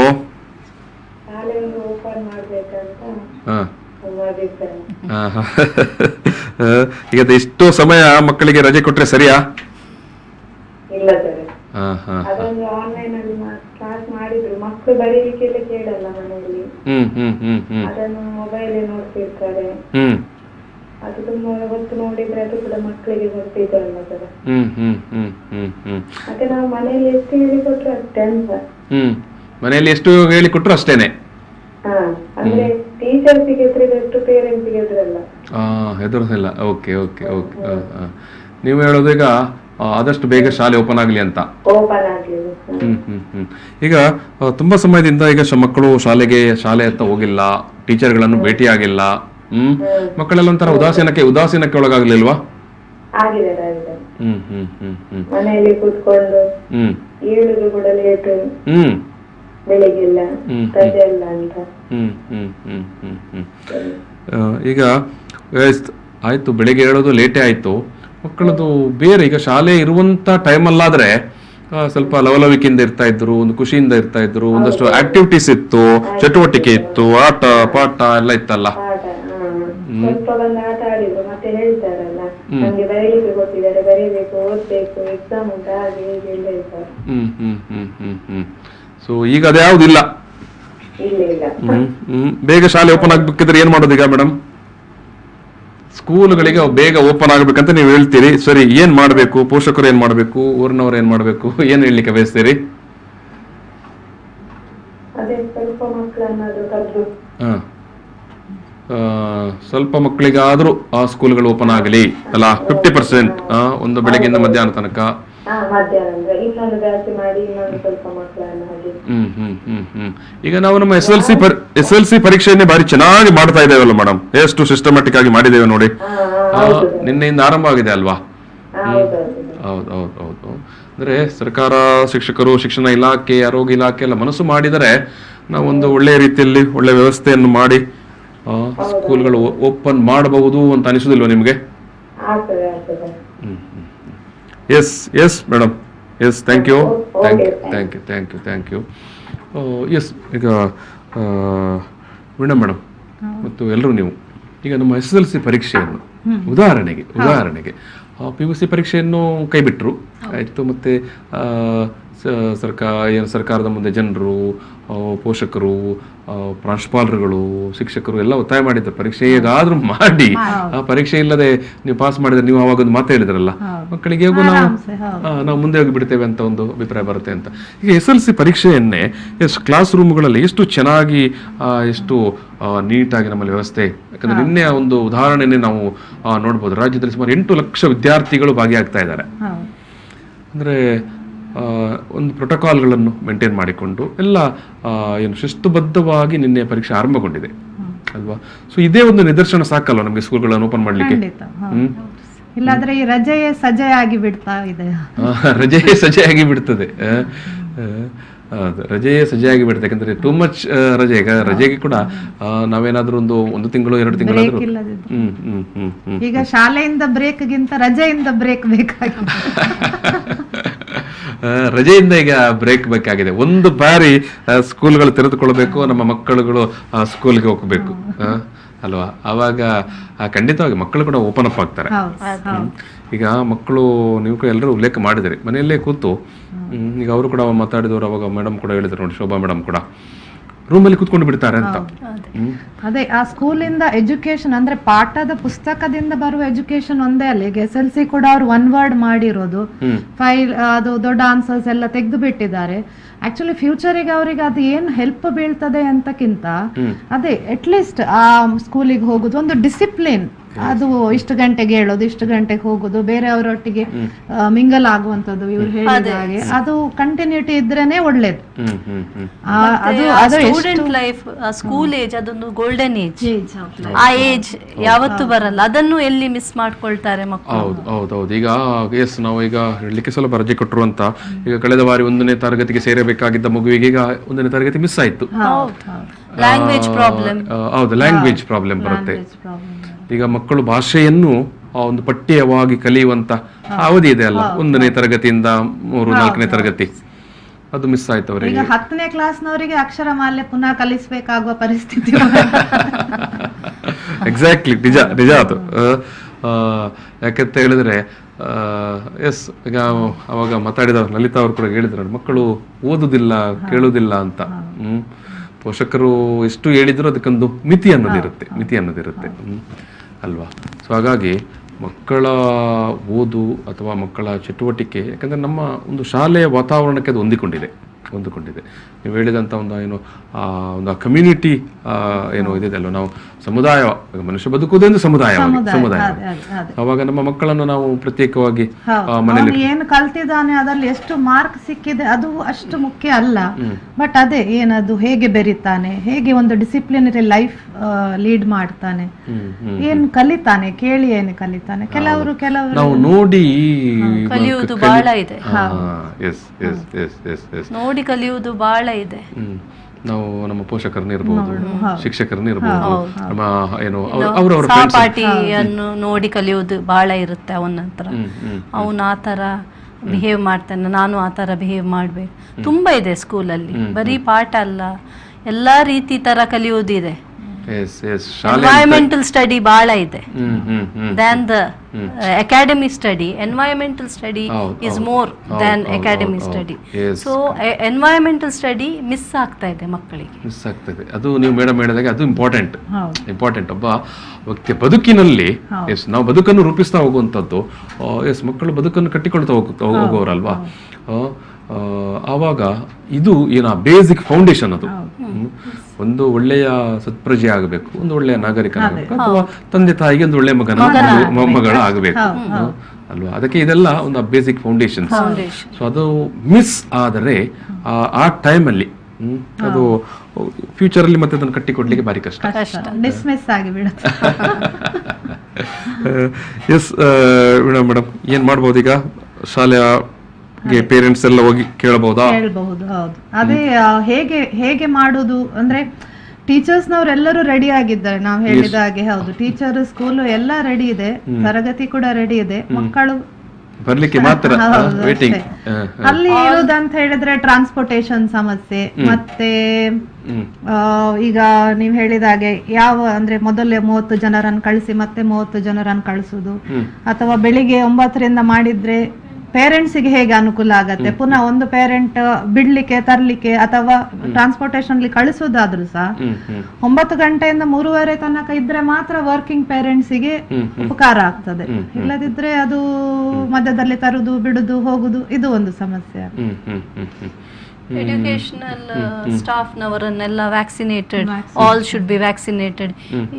ಸ್ಕೂಲ್ ವ್ಯಾನ್ಸ್ ಡ್ರೈವರ್ಸ್ನವರನ್ನೆಲ್ಲ ಆಲ್ ದ ಕೋವಿಡ್ ಪ್ರೋಟೋಕಾಲ್ಸ್ ಅನ್ನು ಫಾಲೋ ಮಾಡ್ತಾ ಎಲ್ಲ ಮಾಡ್ತಾ ಮಕ್ಕಳನ್ನು ಸ್ಕೂಲಿಗೆ ಕಳಿಸಬಹುದು. ಅಷ್ಟೊಂದೇನು ರಿಸ್ಕ್ ಅನ್ಸಲ್ಲ. ಸರ್ಕಾರದ ಸೂಚನೆಗಳನ್ನು ಸರಿಯಾದ ನಿಟ್ಟಿನಲ್ಲಿ ಪಾಲಿಸಿಕೊಂಡು ಆಯಾಯ ವರ್ಗದವರಿಗೆಲ್ಲ ಲಸಿಕೆಗಳನ್ನು ಕೊಟ್ಟಲ್ಲಿ ಇದು ನಮ್ಗೆ ತುಂಬಾ ಉಪಯುಕ್ತ ಅಂತ ಅನಿಸ್ತಾ ಇದೆ. ಹಾಗಾಗಿ ಈ ವಿಷಯಗಳನ್ನು ಶಿಕ್ಷಕರಿಗೆ ನಾವು ಸೂಚನೆಗಳನ್ನು ಕೊಟ್ಟಿರ್ತೇವೆ. ಆದರೂ ತಮ್ಮ ಮನೆಯಲ್ಲಿ ತಮ್ಮ ಮಕ್ಕಳಿಗೆ ಪೋಷಕರು ಆದಷ್ಟು ಈ ಆದೇಶಗಳನ್ನು ಪಾಲಿಸುವಂತೆ ಗಮನ ಹರಿಸಬೇಕು. ಒಟ್ಟಿನಲ್ಲಿ ಸ್ಕೂಲ್ಗಳು ಆದಷ್ಟು ಬೇಗ ಓಪನ್ ಆಗಬೇಕಂತ ಇದರಲ್ಲಿ ಎರಡು ಮಾತಿಲ್ಲ. ನಿಮ್ಮ ಏನು ಅಭಿಪ್ರಾಯಗಳಲ್ಲಿ? ಈ ಒಂದು ಸದಾಶಯದ ಮಾತುಕತೆ ಆರಂಭವಾಗಲಿ, ಶಾಲೆ ಸಂಭ್ರಮಿಸಲಿ ನಮ್ಮ ಮಕ್ಕಳು ಅನ್ನುವ ಈ ಒಂದು ಮಾತುಕತೆ ಸಂದರ್ಭದಲ್ಲಿ ನಿಮ್ಮ ಜೊತೆಗೆ ಹೊರಮಂದಿ ಕೂಡ ಪೋಷಕರು ಮತ್ತು ಬೇರೆ ಬೇರೆ ಏನು ಸಾಮಾಜಿಕ ಕ್ಷೇತ್ರದಲ್ಲಿ, ಉದ್ಯಮ ಕ್ಷೇತ್ರದಲ್ಲಿ, ರಾಜಕೀಯದಲ್ಲಿ ತಮ್ಮನ್ನು ತೊಡಗಿಸಿಕೊಂಡವರು ಅಭಿಪ್ರಾಯವನ್ನು ಹಂಚಿಕೊಂಡಿದ್ದಾರೆ. ವೀಣಾ ನಾಯಕ್ ಅವರು ಮಂಗಳೂರಿನ ಕೆನರಾ ಸ್ಕೂಲ್ನ ಶಿಕ್ಷಕ ಮತ್ತು ಪೋಷಕರ ಸಮಿತಿಯ ಏನು ನಿಕಟಪೂರ್ವ ಅಧ್ಯಕ್ಷೆಯಾಗಿ ಮತ್ತು ರಾಜಕೀಯದಲ್ಲಿ ಕೂಡ ಬಿಜೆಪಿಯ ಪದಾಧಿಕಾರಿಯಾಗಿ ಮಹಿಳಾ ಮೋರ್ಚಾದ ತನ್ನನ್ನು ತೊಡಗಿಸಿಕೊಂಡವರು, ಉದ್ಯಮಿಯಾಗಿ ಕೂಡ ಇರುವವರು. ಅವರ ಏನು ಒಳ್ಳೆಯ ಆಶಯವನ್ನು ವ್ಯಕ್ತಪಡಿಸಿದ್ದಾರೆ, ಆದಷ್ಟು ಬೇಗ ಸ್ಕೂಲ್ಗಳು ರೀಓಪನ್ ಆಗಲಿ ಅಂತ. ಎಸ್ ಮೇಡಮ್, ನಾನು ಸಮಸ್ತ ವೀಕ್ಷಕರ ಮತ್ತು ಪೋಷಕರ ಮತ್ತು ವಿದ್ಯಾರ್ಥಿಗಳ ಪರವಾಗಿ ನಿಮಗೆ ಪ್ರೀತಿಯ ಧನ್ಯವಾದ ಸಮರ್ಪಣೆ ಮಾಡ್ತಾ ಇದ್ದೇನೆ. ಎಸ್, ಅದೇ ರೀತಿಯಾಗಿ ಆಶಾ ಸುಶಾಂತ್ ಅವರು ಮಂಗಳೂರಿನ ಸರಸ್ವತಿ ಲಯನ್ಸ್ ಕ್ಲಬ್ನ ಕಾರ್ಯದರ್ಶಿಯವರು, ಸಾಮಾಜಿಕ ಕಾರ್ಯಕರ್ತೆ. ಎಸ್, ಅವರು ಕೂಡ ಅವರ ಮಗ ಎಷ್ಟನೇ ಕ್ಲಾಸ್ ಮೇಡಮ್? ಒಬ್ಬ ಇಂಜಿನಿಯರ್, ಇನ್ನೊಬ್ಬ 10th ಸ್ಟ್ಯಾಂಡರ್ಡ್. ಎಸ್, ಮಗ 10th ಸ್ಟ್ಯಾಂಡರ್ಡ್ ಇದ್ದಾನೆ, ಒಬ್ಬ ಇಂಜಿನಿಯರಿಂಗ್ ಓದ್ತಾ ಇದ್ದಾನೆ. ಆದಷ್ಟು ಬೇಗ ಸ್ಕೂಲ್ ಓಪನ್ ಆಗಲಿ ಅನ್ನುವಂಥ ಒಂದು ಆಶಯವನ್ನು ವ್ಯಕ್ತಪಡಿಸಿದ್ದಾರೆ. ಮೇಡಮ್, ಪ್ರೀತಿಯ ಧನ್ಯವಾದಗಳು ನಿಮಗೆ. ಎಸ್, ಅದೇ ರೀತಿಯಾಗಿ ಪೂರ್ಣಿಮಾರಾವ್ ಅವರು ಮಂಗಳೂರಿನ ಸಹರಾ ಪ್ರಕೃತಿ ಚಿಕಿತ್ಸಾ ಕೇಂದ್ರದ ಆಡಳಿತ ನಿರ್ದೇಶಕರು. ಮೇಡಮ್ ಕೂಡ ಹೇಳಿದರು, ಎಸ್, ಆದಷ್ಟು ಬೇಗ ಸ್ಕೂಲ್ಗಳು ಓಪನ್ ಆಗಲಿ, ಪೋಷಕರು ಶಾಲೆಗೊಮ್ಮೆ ಹೋಗಿ ಮಾತನಾಡಲಿ ಅಂತ. ಎಸ್ ಮೇಡಮ್, ಸಮಸ್ತ ವೀಕ್ಷಕರು ಮತ್ತು ನಮ್ಮ ವಿದ್ಯಾರ್ಥಿಗಳ ಪರವಾಗಿ ನಿಮಗೆ ಪ್ರೀತಿಯ ಧನ್ಯವಾದ ಅರ್ಪಿಸಿದ್ದೇನೆ. ಮೂರು ಮಂದಿ ಕೂಡ ಪ್ರೀತಿ ಧನ್ಯವಾದಗಳು. ಧನ್ಯವಾದ. ಎಸ್, ಈ ಒಂದು ಮಾತುಕತೆಯಲ್ಲಿ ಸಮಾಪನ ಮಾಡ್ತಾ ಇದ್ದೇನೆ. ಧನ್ಯವಾದಗಳು. ಪ್ರಚಲಿತ